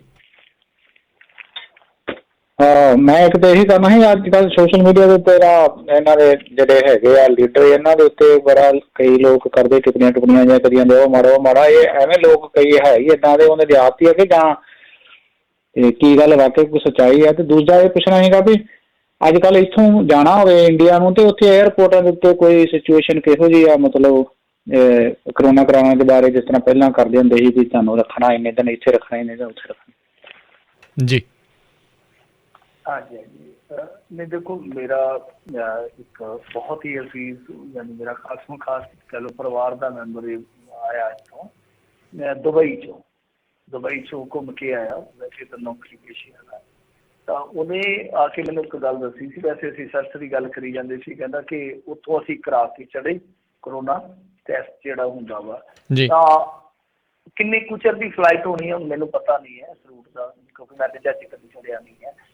4 ਘੰਟੇ ਜਾਂ 4.5 ਘੰਟੇ 5 ਘੰਟੇ ਜਿੰਨੇ ਵੀ ਲੱਗਦੇ ਆ। ਕਿਉਂਕਿ ਜਦ ਇੱਧਰ ਉਤਰੇ ਤਾਂ ਉਹਨਾਂ ਨੂੰ ਦੱਸਿਆ ਵੀ ਅਸੀਂ ਕਿ ਫਲਾਣੀ ਫੋਰਸ ਦੇ ਅਸੀਂ ਮੁਲਾਜ਼ਮ ਹਾਂ ਤੇ ਆਹ ਕਰੋਨਾ ਟੈਸਟ ਕਰਾਇਆ ਵਾ, ਪਰ ਬਾਵਜੂਦ ਇਸ ਵੀ ਕਹਿੰਦਾ ਕਿ ਉਹਨਾਂ ਨੇ ਸਾਨੂੰ ਖੱਜਲ ਵੀ ਕੀਤਾ ਔਰ ਫਿਰ ਦੁਬਾਰਾ ਪਤਾ ਨਹੀਂ 800 ਕਿ 1800 ਰੁਪਈਆ ਜਿਹੜਾ ਉਹ ਸਾਤੋਂ ਭਰਵਾਇਆ, ਫਿਰ ਟੈਸਟ ਕੀਤਾ ਤੇ ਫਿਰ ਸਾਨੂੰ ਆਉਣ ਦਿੱਤਾ। ਮੈਂ ਕਿਹਾ ਕੋਈ ਗੱਲ ਨਹੀਂ, ਜੇ ਪੋਜ਼ੀਟਿਵ ਵੀ ਆ ਜਾਂਦੇ ਤੇ 1800 ਦਾ 2800 ਕਰ ਦਿੰਦੇ, ਸ਼ਾਇਦ ਤੁਹਾਨੂੰ ਮੰਗਾਈ ਦੇਣਾ ਸੀ, ਕੋਈ ਚੱਕਰ ਨਹੀਂ ਹੈਗਾ। ਉਹ ਇਸ ਤਰ੍ਹਾਂ ਦੀਆਂ ਗੱਲਾਂ ਜਿਹੜੀਆਂ ਉਹ ਹੈਗੀਆਂ, ਹੁਣ ਪਤਾ ਨਹੀਂ ਹੈ ਤੁਹਾਡੇ ਇੱਧਰੋਂ ਆਉਣ ਵਾਲੀ ਫਲਾਈਟ 'ਤੇ ਕਿਸ ਤਰ੍ਹਾਂ ਦਾ ਅੱਗੇ ਰੂਲ ਕਹਿੰਦਾ, ਪਰ ਇਹ ਜ਼ਰੂਰ ਹੈ ਕਿ ਇੱਥੇ ਸਖਤਾਈ ਥੋੜ੍ਹੀ ਜਿਹੀ ਕੀਤੀ ਜਾ ਰਹੀ ਹੈ। ਦੂਜੀ ਚੀਜ਼ ਜਿਹੜੀ ਹੈ ਉਹ ਤੁਸੀਂ ਪੁੱਛੀ ਆ ਕਿ ਹਾਂਜੀ ਇੱਥੇ ਜਿਹੜਾ ਲੜਾਈ ਝਗੜਾ ਚੱਲਦਾ ਕੌਣ ਸੱਚਾ ਕੌਣ ਝੂਠਾ, ਮੇਰੇ ਖਿਆਲ ਦੇ ਨਾਲ ਨਾ ਉਹ ਸੱਚਾ ਨਾ ਉਹ ਝੂਠਾ, ਬਸ ਕੋਈ ਨਹੀਂ ਹੈ। ਇਹ ਲੜਾਈ ਜਿਹੜੀ ਆ ਉਹ ਛੱਡ ਕੇ ਸਾਨੂੰ ਅਸਲ ਲੜਾਈ ਵੱਲ ਕੇਂਦਰਿਤ ਹੋਣਾ ਚਾਹੀਦਾ। ਮਸਲਾ ਜਿਹੜਾ ਆ ਉਹ ਸਭ ਤੋਂ ਜ਼ਰੂਰੀ ਹੈ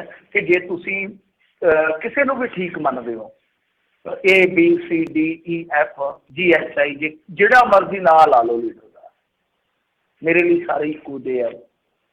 ਤੁਸੀਂ ਜਿਸ ਨੂੰ ਮਰਜ਼ੀ ਮੰਨੀ ਜਾਓ, ਜਿਹਦਾ ਮਰਜ਼ੀ ਝੰਡਾ ਫੜ ਲਓ, ਪਰ ਇਮਾਨਦਾਰੀ ਨਾਲ ਇਸ ਲੜਾਈ ਨੂੰ ਅੱਗੇ ਲਈ ਚੱਲੋ, ਕਿਉਂਕਿ ਹੁਣ ਇਹ ਸਿਰਫ ਤੇ ਸਿਰਫ ਜਿੱਦਾਂ ਕਹਿ ਲਈਏ ਕਿ ਕੋਈ ਪੰਜਾਬ ਦੀ ਲੜਾਈ ਨਹੀਂ ਹੈ, ਕੋਈ ਇਹ ਇੱਕ ਮਸਲੇ ਦੀ ਲੜਾਈ ਨਹੀਂ, ਇਹ ਅਰਥਚਾਰੇ ਦੀ ਲੜਾਈ ਬਣ ਚੁੱਕੀ ਆ, ਆਰਥਿਕ ਲੜਾਈ ਬਣ ਚੁੱਕੀ ਹੈ। ਔਰ ਆਰਥਿਕ ਲੜਾਈ ਦੇ ਵਿੱਚ ਬਹੁਤ ਸਾਰੇ ਲੋਕਾਂ ਦੇ ਹਿੱਤ ਜੁੜੇ ਹੁੰਦੇ ਆ। ਇਸ ਲੜਾਈ ਪ੍ਰਤੀ ਸੁਹਿਰਦਤਾ ਦੇ ਨਾਲ ਕੰਮ ਕਰਨ ਦੀ ਜ਼ਰੂਰਤ ਹੈ। ਜਿਹੜਾ ਵੀ ਕੋਈ ਇਸ ਸੰਘਰਸ਼ ਦੇ ਵਿੱਚ ਹੈਗਾ, ਚਾਹੇ ਉਹ ਕਿਸੇ ਨੂੰ ਵੀ ਲੀਡਰ ਮੰਨਦਾ, ਕਿ ਜੇ ਕਿਸੇ ਨੇ ਸਾਰਿਆਂ ਨੂੰ ਨਕਾਰਨਾ ਕਿ ਭਾਈ ਸਾਰੇ ਮੇਰੇ ਸੋਚ ਦੇ ਮੁਤਾਬਕ ਸੈੱਟ ਨਹੀਂ ਬਹਿੰਦੇ, ਫਿੱਟ ਨਹੀਂ ਬਹਿੰਦੇ, ਤੇ ਉਹ ਆਪਦਾ ਝੰਡਾ ਕਾਲਾ ਵੀ ਲਾ ਸਕਦਾ, ਕੋਈ ਫਰਕ ਨਹੀਂ ਪੈਂਦਾ। ਜੀ ਜੀ, ਆਈ ਥਿੰਕ ਜੇ ਤੁਸੀਂ ਉੱਥੇ ਜਾਣ ਨੂੰ ਤੁਹਾਡੀ ਹੈਗੀ ਆ ਵੀ ਉੱਧਰ ਜਾਣਾ ਹੈ ਭਾਰਤ ਨੂੰ, ਤਾਂ ਜਿਹੜੀ ਫਲਾਈਟ ਦੇ ਜ਼ਰੀਏ ਜਾਣਾ ਹੈ ਨਾ, ਇੱਕ ਤਾਂ ਬੈਟਰ ਆ ਵੀ ਉਹਨਾਂ ਨੂੰ ਕਾਲ ਕਰਕੇ ਤੁਸੀਂ ਪੁੱਛ ਲਓ ਵੀ ਉਹ ਕਿੰਨੇ ਦਿਨ ਪੁਰਾਣਾ ਤੁਹਾਡਾ ਟੈਸਟ ਮੰਗਦੇ, ਕਿਉਂਕਿ ਆਈ ਥਿੰਕ ਟੈਸਟ ਦੀ ਉਹ ਚਾਹੁੰਦੇ ਆ ਵੀ ਤੁਸੀਂ ਨੈਗੇਟਿਵ ਟੈਸਟ ਹੋਵੋ ਤਾਂ ਹੀ ਤੁਹਾਨੂੰ ਜਿਹੜਾ ਉਸ 'ਤੇ ਚੜ੍ਹਨ ਦੇਣਾ ਆ। ਸੋ ਉਹ ਆਪਣੀ ਜਿਹੜੀ ਫਲਾਈਟ ਆ ਉਸ ਤੋਂ ਕਨਫਰਮ ਕਰ ਲਿਓ ਜੀ। ਅਗਲੇ ਕਾਲਰ ਨੇ ਰਾਜ ਜੀ, ਤੇ ਜੇ ਸਰੋਤਿਓ ਤੁਸੀਂ ਵੀ ਕਾਲ ਕਰਕੇ ਕੋਈ ਸਵਾਲ ਪੁੱਛਣਾ ਚਾਹੁੰਦੇ ਹੋ, ਫੋਨ ਲਾਈਨਸ ਓਪਨ ਨੇ। ਨੰਬਰ ਹੈਗਾ ਜੀ 408-272-5200, 4082725200। ਜੀ ਰਾਜ ਜੀ, ਸਤਿ ਸ਼੍ਰੀ ਅਕਾਲ। ਹਾਂਜੀ ਸਤਿ ਸ਼੍ਰੀ ਅਕਾਲ ਮਿੰਟੂ ਜੀ, ਸਤਿ ਸ਼੍ਰੀ ਅਕਾਲ। ਹੈਲੋ, ਹਾਂਜੀ ਹਾਂਜੀ, ਸਤਿ ਸ਼੍ਰੀ ਅਕਾਲ। ਹੈਲੋ, ਹਾਂਜੀ ਹਾਂਜੀ, ਮੇਰਾ ਸਵਾਲ ਇਹ ਹੈ ਜੀ, ਆਪਣਾ ਜਿਵੇਂ ਹੁਣ ਇਲੈਕਸ਼ਨ ਹੋਣੇ ਆ ਜੀ ਅੱਡੋ ਅੱਡ ਰਾਜਾਂ 'ਚ, ਜਿਵੇਂ ਅੱਜ ਐਲਾਨ ਹੋ ਗਿਆ ਕਿ ਕਿਸਾਨ ਜਥੇਬੰਦੀਆਂ ਉੱਥੇ ਜਾ ਕੇ ਆਪਦੀਆਂ ਜਿਸ ਤਰ੍ਹਾਂ ਰੈਲੀਆਂ ਇੱਥੇ ਰਾਜਸਥਾਨ ਜਾਂ ਮੱਧ ਪ੍ਰਦੇਸ਼, ਪੰਜਾਬ ਇੱਧਰ ਕਰ ਰਹੀਆਂ, ਹਰਿਆਣੇ 'ਚ ਇਸ ਤਰ੍ਹਾਂ ਦੀਆਂ ਰੈਲੀਆਂ ਇਹਨਾਂ ਨੂੰ ਉੱਥੇ ਨਹੀਂ ਕਰਨੀਆਂ ਚਾਹੀਦੀਆਂ, ਜਾਂ ਇਹਨਾਂ ਦਾ ਕੋਈ ਪ੍ਰੋਗਰਾਮ ਹੈ ਜਿਸ ਕਰਕੇ ਕਿ ਇਹ ਜਿਹੜੀ ਸਰਕਾਰ 'ਤੇ ਕੁਛ ਦਬਾਅ ਇਸ ਤਰੀਕੇ ਨਾਲ ਵਧਾ ਸਕਣ ਜੀ? ਇਹੀ ਸਵਾਲ ਸੀ ਮੈਂ। ਨਹੀਂ ਦੇਖੋ, ਇਹਨਾਂ ਨੇ ਐਲਾਨ ਕੀਤਾ ਸੀਗਾ ਭਾਜੀ ਕਿ ਅਸੀਂ ਜਾਵਾਂਗੇ ਬੰਗਾਲ ਦੇ ਵਿੱਚ। ਕਦੋਂ ਜਾਂਦੇ ਨੇ, ਕਦੋਂ ਇਹ ਕੋਈ ਉੱਥੇ ਜਾ ਕੇ ਆਪਣਾ ਪ੍ਰੋਗਰਾਮ ਵਿੱਢਦੇ ਆ, ਇਹ ਤਾਂ ਹੁਣ ਪਤਾ ਲੱਗੇਗਾ ਨਾ, ਕਿਉਂਕਿ ਡੇਟਾ ਅਨਾਊਂਸ ਹੋ ਗਈਆਂ, ਅੱਗੇ ਡੇਟਾ ਅਨਾਊਂਸ ਨਹੀਂ ਸੀਗੀਆਂ ਹੋਈਆਂ। ਹੁਣ ਦੇਖੋ ਕਿ ਪ੍ਰੋਪਰ ਆਪਦਾ ਪ੍ਰੋਗਰਾਮ ਬਣਾਉਂਦੇ ਆ, ਲਾਉਂਦੇ ਆ, ਉਲੀਕਦੇ ਆ। ਪਰ ਮੇਰੇ ਖਿਆਲ ਦੇ ਨਾਲ ਜਾਣਾ ਚਾਹੀਦਾ ਸੀਗਾ ਇਹਨਾਂ ਨੂੰ, ਤਾਂ ਬਿਹਾਰ ਦੇ ਵਿੱਚ ਵੀ ਜ਼ਰੂਰ ਜਾਣਾ ਚਾਹੀਦਾ ਸੀਗਾ, ਮੇਰਾ ਮੰਨਣਾ ਬਾਕੀ ਤੌਰ 'ਤੇ। ਕਿ ਹੁਣ ਵੀ ਤੁਸੀਂ ਕਹਿ ਰਹੇ ਹੋ, ਔਰ ਤੁਹਾਡੇ ਮੰਚਾਂ ਤੱਕ ਵੀ ਲੀਡਰ ਆਏ ਨੇ, ਰਾਜਨੀਤਿਕ ਬੰਦਿਆਂ ਦੀ ਤੁਹਾਡੇ ਨਾਲ ਉੱਠਣੀ ਬੈਠਣੀ ਹੈ। ਕਾਮਰੇਡ ਖੁਦ ਰਾਜਨੀਤੀ ਦਾ ਹਿੱਸਾ ਨੇ, ਰਾਜੇਵਾਲ ਸਾਹਿਬ ਖੁਦ ਪੋਲੀਟਿਕਸ ਦਾ ਹਿੱਸਾ ਰਹੇ ਨੇ, ਲੱਖੋਵਾਲ ਸਾਹਿਬ ਦਾ ਮੁੰਡਾ ਅੱਜ ਵੀ ਉਹ ਇਸ ਸੰਘਰਸ਼ ਦਾ ਹਿੱਸਾ ਆ। ਗਾਜ਼ੀਪੁਰ ਦੇ ਵਿੱਚ ਤੇ ਨੇਤਾ ਖੁੱਲ੍ਹੇ ਆਮ ਜਾਂਦੇ ਆ। ਹਰਿਆਣੇ ਦੇ ਵਿੱਚ ਜੋ ਹੋ ਰਿਹਾ, ਰਾਜਸਥਾਨ ਦੇ ਵਿੱਚ ਹੋ ਰਿਹਾ, RLD, ਕਾਂਗਰਸ, ਸ਼ਿਵ ਸੈਨਾ, ਇਹ ਸਾਰੇ ਕਿਤੇ ਨਾ ਕਿਤੇ, ਆਮ ਆਦਮੀ ਪਾਰਟੀ, ਅਕਾਲੀ ਦਲ, ਸਾਰੇ ਰਾਜਨੀਤੀ ਕਰ ਰਹੇ ਨੇ, ਕਿਸੇ ਵੀ ਤਰੀਕੇ ਨਾਲ ਕਰ ਰਹੇ, ਅੰਦੋਲਨ ਨਾਲ ਜੁੜ ਕੇ ਕਰ ਰਹੇ ਨੇ। ਤਾਂ ਮੈਨੂੰ ਲੱਗਦਾ ਕਿ ਤੁਹਾਨੂੰ ਵੀ ਖੁੱਲ੍ਹੇ ਰੂਪ ਦੇ ਵਿੱਚ ਫਿਰ ਇਹ ਚੈਲੰਜ ਜਿਹੜਾ ਹੈ ਉਹ ਦੇਣਾ ਚਾਹੀਦਾ ਭਾਰਤੀ ਜਨਤਾ ਪਾਰਟੀ ਨੂੰ, ਉਹਨੂੰ ਪ੍ਰੈਸ਼ਰਾਈਜ਼ ਕਰਨਾ ਚਾਹੀਦਾ ਹੈ। ਕਿਉਂਕਿ ਬਿਹਾਰ ਦੇ ਵਿੱਚ ਮੇਰਾ ਮੰਨਣਾ ਹੈ ਜੇ ਕੋਈ ਠੋਕਵਾ ਇਹ ਕਰ ਦਿੰਦੇ ਪ੍ਰੋਗਰਾਮ, ਉੱਥੇ ਕੋਈ 5 ਦਿਨ 10 ਦਿਨ ਹੀ ਪ੍ਰਚਾਰ ਕਰ ਦਿੰਦੇ, ਤਾਂ ਬਹੁਤ ਜ਼ਿਆਦਾ ਅੰਡਰ ਪ੍ਰੈਸ਼ਰ ਹੁੰਦੀ ਭਾਰਤੀ ਜਨਤਾ ਪਾਰਟੀ ਦੀ ਲੀਡਰਸ਼ਿਪ ਉੱਥੇ। ਜੀ, ਤੇ ਨਾਲ ਹੀ ਮਿੰਟੂ ਜੀ ਇਹ ਵੀ ਉਹ ਸ਼ਾਇਦ ਇਹ ਤਾਂ ਨਹੀਂ ਸੋਚ ਰਹੇ ਵੀ ਜੇ ਅਸੀਂ ਉੱਥੇ ਜਾਂਦੇ ਹਾਂ ਤੇ ਸਾਨੂੰ ਇਹ ਸਿਆਸੀ ਕਹਿਣਗੇ ਵੀ ਦੇਖੋ ਜੀ ਇਹ ਤਾਂ ਵਿਰੋਧੀਆਂ ਵਾਲੇ ਆ, ਤਾਂ ਕਰਕੇ ਉਹ ਉੱਥੋਂ ਪਰੇ ਰਹਿ ਰਹੇ ਆ। ਕੀ ਉਹਨਾਂ ਦੇ ਪਿੱਛੇ ਰਣਨੀਤੀ ਕੀ ਹੋ ਸਕਦੀ ਹੈ ਨਾ ਜਾਣ ਦੀ? ਦੇਖੋ ਨਹੀਂ ਦੇਖੋ, ਇਹ ਅੱਗੇ ਤਾਂ ਨਹੀਂ ਗਏ, ਪਰ ਹੁਣ ਗੱਲ ਇਹ ਆ ਕਿ ਆ ਜਿਹੜਾ ਹੁਣ ਇਸ ਵੇਲੇ ਮਾਹੌਲ ਹੈ, ਜੇ ਕਹਿੰਦੇ ਆ ਕਿ ਅਸੀਂ ਗੁਜਰਾਤ ਦੇ ਵਿੱਚ ਵੀ ਜਾਣਾ, ਕੀ ਉਹ ਰਾਜਨੀਤੀ ਨਹੀਂ ਹੈ? ਜੇ ਕਹਿੰਦੇ ਕਿ ਮਹਾਰਾਸ਼ਟਰ 'ਚ ਰੈਲੀ ਕਰਨੀ ਇਜਾਜ਼ਤ ਨਹੀਂ ਮਿਲ ਰਹੀ ਸਾਨੂੰ, ਉਹ ਵੀ ਤਾਂ ਰਾਜਨੀਤੀ ਹੈ। ਜੇ ਰਕੇਸ਼ ਟਕੈਤ ਜਿਹੜੇ ਆ ਉਹ ਖੁਦ ਮਤਲਬ ਕਿ ਕਹਿੰਦੇ ਆ ਕਿ ਭਾਰਤੀ ਜਨਤਾ ਪਾਰਟੀ ਨੇ ਸਾਡੇ ਨਾਲ ਗਦਾਰੀ ਕੀਤੀ, ਉਹਨਾਂ ਦੇ ਭਰਾ ਕਹਿੰਦੇ ਆ ਕਿ ਰਾਜਨਾਥ ਸਿੰਘ ਆ ਜਾਣ ਤਾਂ ਝੱਟ 'ਚ ਨਿਬੜ ਜਾਣਾ ਮਸਲਾ, ਤਾਂ ਕਿ ਇਹ ਰਾਜਨੀਤੀ ਨਹੀਂ ਹੈ? ਬਲਰਾਜ ਕੁੰਡੂ ਵਰਗੇ ਬੰਦੇ ਜਾਂ ਹੋਰ ਟੇਕਰਾਮ ਵਰਗੇ ਬੰਦੇ ਜਿਹੜੇ ਆ ਉਹ ਇਨਵੋਲਵ ਹੋਏ ਮਹਾ ਪੰਚਾਇਤਾਂ 'ਚ, ਕੀ ਉਹ ਰਾਜਨੀਤੀ ਨਹੀਂ ਹੈ?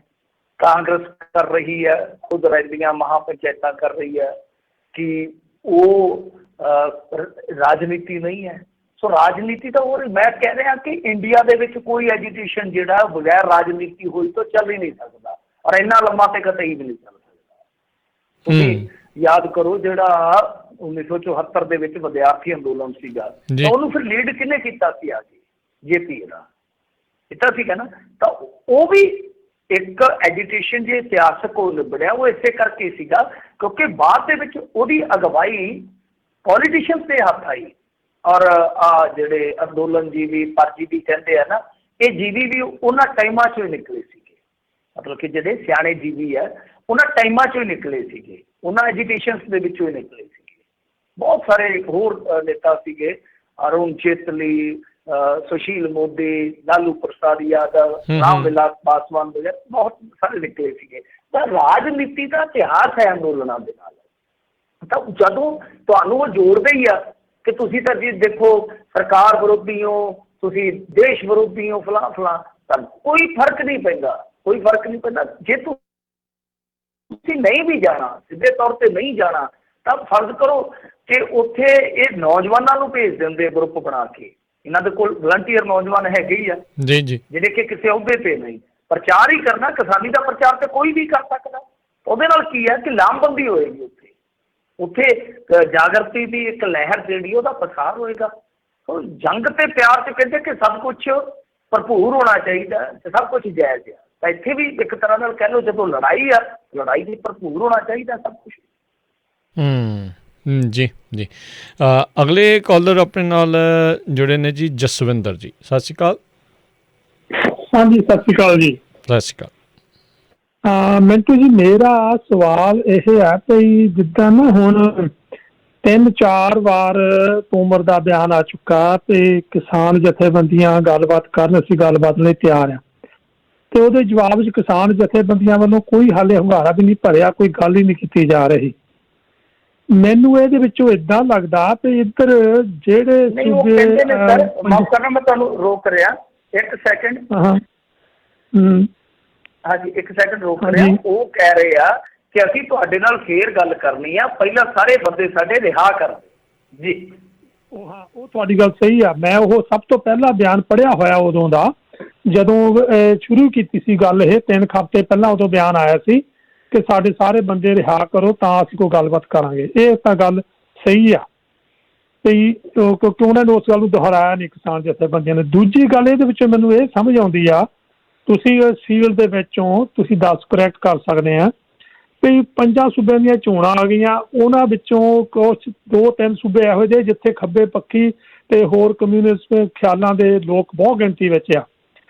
ਕਿਤੇ ਕਿਸਾਨ ਜਥੇਬੰਦੀਆਂ ਦੀ ਲੀਡਰਸ਼ਿਪ ਦਾ ਇਹ ਖਿਆਲ ਤਾਂ ਨਹੀਂ ਵੀ ਚੋਣਾਂ ਤੱਕ ਸਰਕਾਰ ਨਾਲ ਕੋਈ ਗੱਲ, ਕੋਈ ਸਮਝੌਤਾ ਕੀਤਾ ਹੀ ਨਾ ਜਾਵੇ ਜਿਹੜਾ ਕਿ ਲਾਹਾ ਲੈ ਸਕਦੀਆਂ ਇਹ ਪਾਰਟੀਆਂ। ਉੱਥੇ ਸਰਕਾਰ ਦਾ ਸਰਕਾਰ ਵਾਰ-ਵਾਰ ਕਹੀ ਜਾ ਰਹੀ ਗੱਲ ਕਰੋ, ਕਿਸਾਨਾਂ ਨੂੰ ਉਹ ਐਕਸਕਿਊਜ਼ ਵੀ ਹੈਗਾ, ਪਰ ਦੂਜੀ ਗੱਲ ਵਿੱਚੋਂ ਆ ਵੀ ਹੋ ਸਕਦੀ ਆ ਤੇ ਜੇ ਇਸ ਮੋਰਚੇ ਨੂੰ ਲਿਜਾਇਆ ਜਾਵੇ ਮਹੀਨਾ ਖੋਰ ਅੱਗੇ ਤਾਂ ਉਹਦਾ ਸਰਕਾਰ ਨੂੰ ਨੁਕਸਾਨ ਹੋਏਗਾ, ਪਰ ਜਥੇਬੰਦੀਆਂ ਲੀਡਰਸ਼ਿਪ ਨੂੰ ਜਾਂ ਉਹਨਾਂ ਦੇ ਸਹਿਯੋਗੀ ਲੋਕਾਂ ਨੂੰ ਫਾਇਦਾ ਹੋ ਸਕਦਾ। ਇਹਦੇ ਬਾਰੇ ਵਿਚਾਰ ਦਿਓ ਜੀ।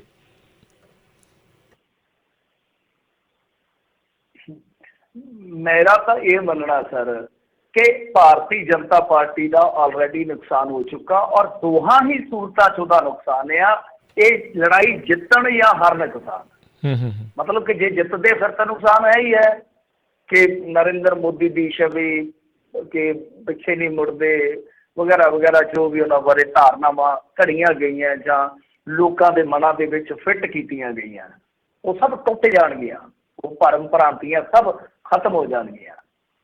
ਤੇ ਜੇ ਮੰਨ ਲਓ ਇਸ ਅੰਦੋਲਨ ਨੂੰ ਸਪਰੈਸ ਕਰ ਦਿੱਤਾ ਜਾਂਦਾ ਹੈ, ਇਸ ਅੰਦੋਲਨ ਨੂੰ ਦਬਾ ਦਿੱਤਾ ਜਾਂਦਾ ਹੈ, ਜਾਂ ਕਿਸੇ ਵੀ ਤਰੀਕੇ ਨਾਲ ਇਹਨੂੰ ਫੇਲ ਕਰ ਦਿੱਤਾ ਜਾਂਦਾ ਜਾਂ ਹੋ ਜਾਂਦਾ ਹੈ, ਤਾਂ ਉਸ ਸੂਰਤ ਦੇ ਵਿੱਚ ਵੀ ਜਿੰਨੇ ਵੱਡੇ ਪੱਧਰ ਤੇ ਦਾ ਪਸਾਰ ਹੋਇਆ, ਮੈਂ ਸਮਝਦਾ ਕਿ ਉਹ ਵੀ ਨੁਕਸਾਨ ਆ। ਉਹ ਨੁਕਸਾਨ ਥੋੜਾ ਹੈ ਜਾਂ ਉਹ ਨੁਕਸਾਨ ਥੋੜਾ ਹੈ, ਮਤਲਬ ਕਿ ਦੋਨਾਂ ਨੁਕਸਾਨਾਂ 'ਚੋਂ ਨੁਕਸਾਨ ਕਿਹੜਾ ਥੋੜਾ ਉਹ ਤਾਂ ਸਮਾਂ ਤੈਅ ਕਰੂਗਾ। ਕਿਉਂਕਿ ਤੁਸੀਂ ਦੇਖੋ ਨਾ ਕਿ ਇਹਦੀ ਚਿੰਨ੍ਹ ਕਿਵੇਂ ਆ ਕਿ ਹੁਣ ਦੂਜੇ ਪਾਸੇ ਬੇਰੁਜ਼ਗਾਰੀ ਅੰਦੋਲਨ ਵੀ ਚੱਲ ਪਿਆ ਇੱਥੇ। ਉਹ ਤੁਸੀਂ ਦੇਖੋਗੇ ਟਵਿੱਟਰ ਤੇ ਨੰਬਰ 1, ਨੰਬਰ 2, ਨੰਬਰ 3 ਉਹ ਟ੍ਰੈਂਡਿੰਗ ਦੇ ਵਿੱਚ ਜੀ। ਇੱਥੇ ਬਹੁਤ ਸਾਰੇ ਜਿਹੜੇ ਸਾਡੇ ਬੱਚੇ ਬੱਚੀਆਂ ਔਰ ਖਾਸ ਤੌਰ 'ਤੇ ਜਿਹੜੇ ਹਿੰਦੂ ਭਾਈਚਾਰੇ ਦੇ ਬਹੁ ਗਿਣਤੀਆਂ ਦੇ ਵਿੱਚ ਬੱਚੇ ਉਹੀ ਮੋਦੀ ਰੁਜ਼ਗਾਰ ਤੋਂ ਉਹ ਟ੍ਰੈਂਡ ਕਰਾ ਰਹੇ ਨੇ। ਸੋ ਇਹ ਵੀ ਚੀਜ਼ ਦੇਖਣ ਵਾਲੀ ਹੈ ਕਿ ਲੜਾਈ ਜਿਹੜੀ ਹੈ ਹੌਲੀ ਹੌਲੀ ਆਰਥਿਕ ਲੜਾਈ ਦੇ ਵਿੱਚੋਂ ਨਿਕਲਦੀ ਹੋਈ ਇਹ ਗਾਂ ਨੌਜਵਾਨ ਤੱਕ ਵੀ ਪਹੁੰਚ ਰਹੀ ਹੈ ਕਿਸਾਨੀ ਦੀ ਲੜਾਈ। ਇਹ ਆਪਣੇ ਆਪ ਦੇ ਵਿੱਚ ਮੇਰੇ ਖਿਆਲ ਦੇ ਨਾਲ ਇਸ ਥਾਂ ਤੇ ਚਲੇ ਗਿਆ ਐਜੂਕੇਸ਼ਨ ਕਿ ਭਾਰਤੀ ਜਨਤਾ ਪਾਰਟੀ ਦਾ ਨੁਕਸਾਨ ਹੋ ਚੁੱਕਾ। ਯੂਪੀ ਉਹਦੀ ਇੱਕ ਉਦਾਹਰਣ ਆ, ਹਰਿਆਣਾ ਉਹਦੀ ਦੂਸਰੀ ਉਦਾਹਰਣ ਆ, ਰਾਜਸਥਾਨ ਉਹਦੀ ਤੀਸਰੀ ਮਿਸਾਲ ਆ।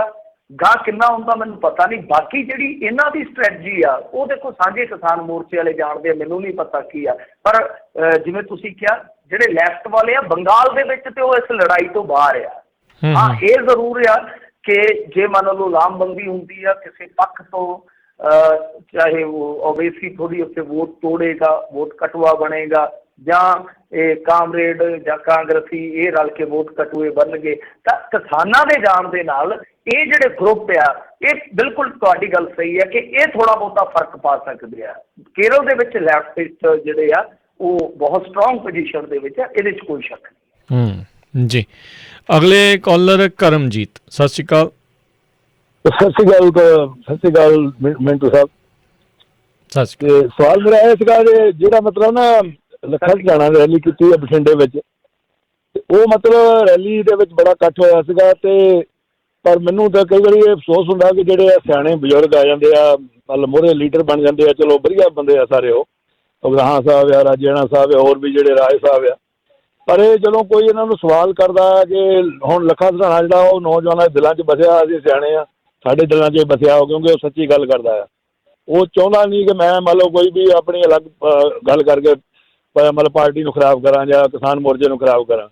ਪਰ ਇਹਨਾਂ ਨੂੰ ਜਦੋਂ ਪੁੱਛਿਆ ਜਾਂਦਾ ਰਾਜੇਣਾ ਸਾਹਿਬ ਨੂੰ, ਤੇ ਇਹ ਕਹਿੰਦੇ ਆ ਨੋ ਕਮੈਂਟ, ਜਾਂ ਬੋਲਦੇ ਨਹੀਂ ਕੁਛ ਵੀ। ਤੇ ਇਹਨਾਂ ਨੂੰ ਚਾਹੀਦਾ ਕਹਿ ਠੋਕ ਕੇ ਕਹਿਣਾ ਕਿ ਵੀ ਲੱਖਾ ਸਾਡਾ ਪੋਤਿਆ ਲੱਖਾ ਅਸੀਂ ਉਹਦੇ ਨਾਲ ਆ, ਤੇ ਇੱਦਾਂ ਨੋ ਕਮੈਂਟ ਕਰਕੇ ਤਾਂ ਨੌਜਵਾਨਾਂ ਦਿਲਾਂ ਨੂੰ ਥੋੜ੍ਹੀ ਸੱਟ ਵੱਜਦੀ ਆ। ਇਹਦੇ ਬਾਰੇ ਦੱਸਿਓ ਕੁਛ। ਜੀ ਧੰਨਵਾਦ। ਜੀ ਲੱਖਾ ਸਧਾਣਾ ਦੀਪ ਸਿੱਧੂ ਦੇ ਮੁਕਾਬਲੇ ਹੰਢਿਆ ਹੋਇਆ ਖਿਡਾਰੀ ਆ। ਇਸ ਚੀਜ਼ ਨੂੰ ਥੋੜਾ ਸਮਝ ਲਓ। ਦੀਪ ਸਿੱਧੂ ਛੋਟਾ ਜਿਹਾ ਹੁੰਦਾ ਇੱਥੋਂ ਚਲ ਗਿਆ ਸੀਗਾ, ਬਹੁਤ ਸਮਾਂ ਉਹਨੇ ਬੰਬੇ ਬਿਤਾਇਆ, ਬਹੁਤ ਸਮਾਂ ਪੂਨੇ ਬਿਤਾਇਆ। ਠੀਕ ਆ, ਉਹਦੀ ਪੜ੍ਹਾਈ ਸਾਡੇ ਨਾਲ ਤਾਂ ਬਹੁਤ ਜ਼ਿਆਦਾ ਹੀ ਆ, ਉਹਦਾ ਲੈਵਲ ਸੋਚਣ ਦਾ ਸਾਡੇ ਨਾਲੋਂ ਬਹੁਤ ਜ਼ਿਆਦਾ ਹੈ। ਪਰ ਕਈ ਵਾਰ ਜ਼ਮੀਨੀ ਹਕੀਕਤਾਂ ਤੋਂ ਤੁਸੀਂ ਵਾਕਫ ਨਹੀਂ ਹੁੰਦੇ, ਤਾਂ ਉਹ ਜਿਹੜੀ ਚੀਜ਼ ਹੈ ਨਾ ਕਿ ਇੱਥੇ ਕਿਸ ਤਰ੍ਹਾਂ ਠਿੱਬੀਆਂ ਵੱਜਦੀਆਂ, ਕਿਸ ਤਰ੍ਹਾਂ ਤੁਹਾਡੀ ਬੁੱਕਲ ਦੇ ਵਿੱਚ ਬੈਠ ਕੇ ਤੁਹਾਨੂੰ ਲੋਕ ਵਰਤ ਲੈਂਦੇ ਆ, ਕਿਸ ਤਰ੍ਹਾਂ ਤੁਹਾਨੂੰ ਹੀਰੋ ਬਣਾ ਕੇ ਅੱਗੇ ਲਾ ਕੇ ਮੁੜ ਕੇ ਕੋਈ ਨਹੀਂ ਪੁੱਛਦਾ, ਇਹ ਸਾਰੀਆਂ ਚੀਜ਼ਾਂ ਤੋਂ ਲੱਖਾ ਸਧਾਣਾ ਵਾਕਫ ਹੈ। ਉਹਨੂੰ ਪਤਾ ਹੈ ਕਿ ਮੈਂ ਦੋਨਾਂ ਪਾਸਿਓਂ ਮੋੜਾ ਨਹੀਂ ਲੈ ਸਕਦਾ, ਨਾ ਨੌਜਵਾਨਾਂ ਵੱਲੋਂ ਨਾ ਕਿਸਾਨ ਜਥੇਬੰਦੀਆਂ ਵੱਲੋਂ, ਕਿਉਂਕਿ ਲੱਖੇ ਸਧਾਣੇ ਨੂੰ ਪਤਾ ਹੈ ਇਹ ਅੰਦੋਲਨ ਕਿਸਾਨ ਜਥੇਬੰਦੀਆਂ ਨੇ ਹੀ ਖੜਾ ਕੀਤਾ। ਉਹ ਬਾਅਦ ਦੇ ਵਿੱਚ ਰਲੇ ਇਹਨਾਂ ਦੇ ਨਾਲ। ਉਹਨਾਂ ਜੇ ਆਪਾਂ ਸਾਰੀਆਂ ਕਾਰਵਾਈਆਂ ਨੂੰ ਦੇਖੀਏ ਜੋ ਇਸ ਅੰਦੋਲਨ ਦੇ ਵਿੱਚ ਹੋਈਆਂ ਨੇ, ਲੱਖਾ ਸਧਾਣਾ ਉਹਨਾਂ ਕਾਰਵਾਈਆਂ ਦਾ ਹਿੱਸਾ ਰਿਹਾ। ਲੱਖੇ ਸਧਾਣੇ ਨੂੰ ਕ੍ਰੈਡਿਟ ਬਰੋਬਰ ਮਿਲ ਰਿਹਾ। ਲੱਖੇ ਸਧਾਣੇ ਨੂੰ ਲੋਕ ਉਹਨਾਂ ਗਲਤ ਵੀ ਨਹੀਂ ਕਹਿੰਦੇ ਮੁਕਾਬਲਤਨ। ਜੇ ਆਪਾਂ ਦੀਪ ਸਿੱਧੂ ਦੇ ਮਾਮਲੇ 'ਚ ਕਹੀਏ, ਲੱਖੇ ਸਧਾਣੇ ਦਾ ਤਾਂ ਵੈਸੇ ਕਸੂਰ ਵੀ ਪੁੱਛਦੇ ਕਿ ਉਹਦਾ ਕਸੂਰ ਕੀ ਆ। ਤਾਂ ਗੱਲ ਕੀ ਆ, ਪ੍ਰੋਬਲਮ ਕੀ ਆ? ਪ੍ਰੋਬਲਮ ਇਹ ਆ ਕਿ ਜਿਸ ਤਰੀਕੇ ਨਾਲ 27 ਤਰੀਕ ਨੂੰ 26 ਨੂੰ ਜੋ ਹੋਇਆ ਉਹਦਾ ਨੁਕਸਾਨ ਤੇ ਹੋਇਆ, ਇਹ ਤਾਂ ਡੈਫੀਨੇਟ ਹੈ ਹੀ ਹੈ ਮਸਲਾ ਕਿ ਉੱਥੇ ਨੁਕਸਾਨ ਜ਼ਰੂਰ ਹੋਇਆ ਅੰਦੋਲਨ ਨੂੰ। ਚਲੋ ਅੰਦੋਲਨ ਸੰਭਲ ਗਿਆ, ਉਹ ਜੋ ਵੀ ਟਕੈਤ ਦਾ ਅਥਰੂ ਸੀਗਾ ਉਹਨੇ ਕਿਤੇ ਨਾ ਕਿਤੇ ਮੋੜਾ ਜ਼ਰੂਰ ਪਾਇਆ। ਚਲੋ ਉਸ ਤੋਂ ਬਾਅਦ 27 ਨੂੰ ਜੋ ਗੱਲਾਂ ਨਿਕਲ ਗਈਆਂ, ਚਾਹੇ ਉਹਦੇ ਵਿੱਚ ਇੱਕ ਦੋ ਲੀਡਰਾਂ ਦਾ ਕਿਤੇ ਨਾ ਕਿਤੇ ਲੱਖੇ ਦੇ ਨਾਲ ਦਵੈਸ਼ ਸੀਗਾ, ਤਾਂ ਉਹਦੇ ਕਰਕੇ ਆ। ਜਾਂ ਕਈ ਵਾਰ ਇਹ ਵੀ ਹੁੰਦਾ ਹੈ ਕਿ ਇਹ ਥੋੜੇ ਜਿਹੇ ਅੜਦੇ ਆ, ਮਤਲਬ ਕਿ ਜਿਵੇਂ ਦਾਲ 'ਚ ਕੋਕੜੂ ਆ ਜਾਂਦਾ ਕਿ ਪਾਸੇ ਕਰੋ ਯਾਰ, ਇਹ ਵੀ ਕਈ ਵਾਰ ਹੋ ਜਾਂਦਾ। ਕਿਉਂਕਿ ਇੱਥੇ 400-500 ਜਿੱਥੇ ਜਥੇਬੰਦੀ ਹੋਵੇ ਉੱਥੇ 2-4 ਬੰਦਿਆਂ ਦੀਆਂ ਸੋਚਾਂ ਇਸ ਤਰ੍ਹਾਂ ਦੀਆਂ ਹੋ ਜਾਣ ਤਾਂ ਕੋਈ ਵੱਡੀ ਗੱਲ ਨਹੀਂ ਹੈ। ਤਾਂ ਕਹਿਣ ਦਾ ਮਤਲਬ ਇਹ ਹੈ ਕਿ ਉਹ ਜਿਹੜੇ ਤੀਰ ਕਮਾਨ 'ਚੋਂ ਨਿਕਲੇ ਆ ਉਹ ਯਕਦਮ ਵਾਪਸ ਨਹੀਂ ਬੁਲਾਏ ਜਾ ਸਕਦੇ, ਵਾਪਸ ਨਹੀਂ ਸੱਦੇ ਜਾ ਸਕਦੇ। ਮਤਲਬ ਕਿ ਜਿਸ ਤਰੀਕੇ ਨਾਲ ਜਥੇਬੰਦੀਆਂ ਨੇ ਲੱਖੇ ਸਧਾਣੇ ਜਾਂ ਦੀਪ ਸਿੱਧੂ ਦਾ ਵਿਰੋਧ ਕੀਤਾ, ਸ਼ਬਦ ਵਰਤੇ, ਉਹਨਾਂ ਪਿੱਛੇ ਬਹੁਤ ਜ਼ਿਆਦਾ ਭੇੜ ਹੋਇਆ। ਔਰ ਜਿਹੜੇ ਲੋਕ ਜਥੇਬੰਦੀਆਂ ਦੇ ਨਾਲ ਖੜੇ, ਜਾਂ ਸਰਕਾਰ ਨੂੰ ਜਿਵੇਂ ਜਥੇਬੰਦੀਆਂ ਨੇ ਦਿਖਾਇਆ ਲੱਖੀ ਸਿਧਾਣੇ ਪ੍ਰਤੀ, ਦੀਪ ਸਿੱਧੂ ਪ੍ਰਤੀ, ਉਹਦੇ ਤੋਂ ਛੇਤੀ ਯੂ-ਟਰਨ ਨਹੀਂ ਮਾਰਨਗੇ। ਹਾਂ, ਇੱਕ ਚੀਜ਼ ਨੋਟ ਕਰੋ ਕਿ ਹੁਣ ਸੌਫਟ ਬਿਆਨ ਆਉਣੇ ਸ਼ੁਰੂ ਹੋ ਗਏ ਆ ਲੱਖੀ ਸਿਧਾਣੇ ਪ੍ਰਤੀ, ਤਾਂ ਮੇਰੇ ਖਿਆਲ ਦੇ ਨਾਲ ਆਉਣ ਵਾਲੇ ਦਿਨਾਂ 'ਚ ਬਹੁਤ ਜਲਦੀ ਲੱਖਾ ਸਿਧਾਣਾ ਤੇ ਕਿਸਾਨ ਜਥੇਬੰਦੀਆਂ ਜਿਹੜੀਆਂ ਇੱਕੋ ਮਿੱਕੇ 'ਚ ਨਜ਼ਰ ਆਉਣਗੀਆਂ। ਜੀ ਜੀ। ਅਗਲੇ ਕਾਲਰ ਜੁੜੇ ਨੇ ਜੀ ਬਲਵਿੰਦਰ ਜੀ, ਸਤਿ ਸ਼੍ਰੀ ਅਕਾਲ। ਨਹੀਂ ਜੀ, ਇੰਦਰ ਜੀ, ਸੌਰੀ। ਹਾਂਜੀ, ਸਤਿ ਸ਼੍ਰੀ ਅਕਾਲ ਜੀ। ਹਾਂਜੀ, ਇੰਦਰ ਸਿੰਘ ਜੀ। ਜੀ ਤੇ ਅਗਲੇ ਕਾਲਰ ਜੀ। ਮੈਂ ਪੁੱਛਣਾ ਸੀ ਮਿੰਟੂ ਤੋਂ ਜੀ, ਵੀ ਅਸੀਂ ਇੰਡੀਆ ਜਾਣਾ, ਸਿਟੀਜ਼ਨ ਜਾ ਸਕਦੇ ਹਾਂ? ਤੁਹਾਡੇ ਕੋਲ ਵੀਜ਼ਾ, ਮਿੰਟੂ ਹੁਣਾਂ ਨੂੰ ਤਾਂ ਨਹੀਂ, ਚਲੋ ਉਸ ਚੀਜ਼ ਦਾ ਸ਼ਾਇਦ ਪਤਾ ਹੋਵੇ, ਤੁਹਾਡੇ ਕੋਲ ਵੀਜ਼ਾ ਹੈਗਾ ਇੰਡੀਆ ਦਾ? ਹਾਂਜੀ, ਵੀਜ਼ਾ ਤਾਂ ਹੈਗਾ ਜੀ। ਹਾਂਜੀ, ਉਹ ਜਿਹੜੀ 에ਅਰਲਾਈਨ ਤੇ ਜਾਣਾ ਚਾਹੁੰਦੇ ਉਹਨਾਂ ਨੂੰ ਕਾਲ ਕਰੋ ਤੇ ਉਹ ਤੁਹਾਨੂੰ ਕਨਫਰਮ ਕਰਕੇ ਜਿਹੜੇ ਉਹ ਦੱਸ ਦੇਣਗੇ। ਮਿੰਟੂ ਹੁਣਾਂ ਨੂੰ ਜੇ ਇਨਫੋਰਮੇਸ਼ਨ ਆ ਤਾਂ ਦੱਸ ਦਿਓ। ਦੁਬਈ ਵਾਲਿਆਂ ਦੀ ਤਾਂ ਚਲੋ ਇਹਨਾਂ ਨੂੰ ਪਤਾ ਸੀ ਵੀ ਉੱਥੋਂ ਆਏ ਨੇ ਲੋਕ, ਉਹ ਘੁੰਮ ਫਿਰ ਕੇ ਤੇ ਮੈਨੂੰ ਹਾਂਜੀ ਹਾਂਜੀ, ਦੁਬਈ ਵਾਲਾ ਤਾਂ ਕਿਉਂਕਿ ਸਾਡੇ ਘਰ ਦਾ ਜੀ ਸੀਗਾ ਨਾ ਜੀ, ਮੈਨੂੰ ਪਤਾ, ਦੂਜਾ ਹੁੰਦਾ ਨਹੀਂ ਮੈਨੂੰ ਪਤਾ। ਜੇ ਕੋਈ ਹੁਕਮ ਹੈ ਤਾਂ ਤੁਸੀਂ ਮੈਨੂੰ ਲਿਖ ਕੇ ਭੇਜ ਦਿਓ, ਮੈਂ ਕਿਸੇ ਤੋਂ ਪੁੱਛ ਦੂੰਗਾ। ਜੀ ਜੀ। ਆਈ ਥਿੰਕ ਕਾਫੀ ਲੋਕ ਜਿਹੜੇ ਸਿਟੀਜ਼ਨ ਇੱਥੇ ਅਮਰੀਕਾ ਦੇ ਨੇ, ਉਹਨਾਂ ਨੇ ਜਿਨ੍ਹਾਂ ਦੇ ਵੀਜ਼ੇ ਲੱਗੇ ਹੋਏ ਆ ਇੰਡੀਆ ਨੂੰ, ਉਹਨਾਂ ਨੂੰ ਉਹ ਟੈਸਟ ਕਰਾ ਕੇ ਤੇ ਇੱਕ ਵਾਰੀ ਜਿਹੜੀ 에ਅਰਲਾਈਨ ਤੇ ਜਾਣਾ ਚਾਹੁੰਦੇ ਉਹਨਾਂ ਨੂੰ ਕਾਲ ਕਰਕੇ ਕਨਫਰਮ ਕਰਕੇ ਜਿਹੜੇ ਉਹ ਜਾ ਰਹੇ ਨੇ। ਕਾਫੀ ਲੋਕ ਪਹੁੰਚੇ ਨੇ, ਕਈਆਂ ਦੀਆਂ ਤਸਵੀਰਾਂ ਦੇਖੀਆਂ ਨੇ ਉੱਥੇ ਗਿਆਂ ਦੀਆਂ, ਸੋ ਜਾ ਤਾਂ ਰਹੇ ਨੇ। ਬਸ ਇੱਕ ਵਾਰੀ ਇਹ ਸਾਰੀਆਂ ਚੀਜ਼ਾਂ ਦੀ ਆਪਣੇ ਵੱਲੋਂ ਪੁਸ਼ਟੀ ਕਰ ਲਿਓ ਵੀ ਬਾਅਦ ਦੇ ਵਿੱਚ ਐਵੇਂ ਖੱਜਲ ਖੁਆਰੀ ਜਿਹੜੀ ਉਹ ਤੁਹਾਡੀ ਨਾ ਹੋਵੇ। ਸੋ ਧੰਨਵਾਦ ਜੀ। ਤੇ ਸਮਾਂ ਵੀ ਮਿੰਟੂ ਜੀ ਆਪਣੇ ਅੱਜ ਦੇ ਪ੍ਰੋਗਰਾਮ ਦਾ ਜਿਹੜਾ ਹੁਣ ਇੱਥੇ ਹੀ ਸਮਾਪਤ ਹੈਗਾ ਆ, ਤੇ ਮਿਲਦੇ ਹਾਂ ਜੀ ਅਗਲੀ ਵਾਰ। ਮਿੰਟੂ ਜੀ ਬਹੁਤ ਬਹੁਤ ਸ਼ੁਕਰੀਆ, ਮਿਹਰਬਾਨੀ ਜੀ, ਸਤਿ ਸ਼੍ਰੀ ਅਕਾਲ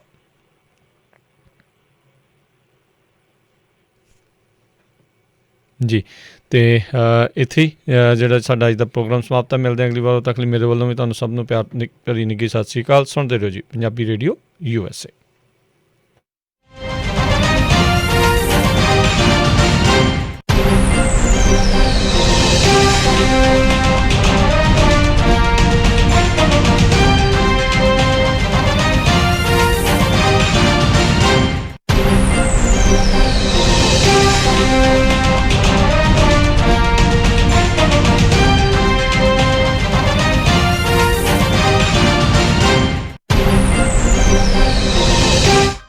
ਤੁਸੀਂ ਸੁਣ ਰਹੇ ਹੋ ਪੰਜਾਬੀ ਰੇਡੀਓ।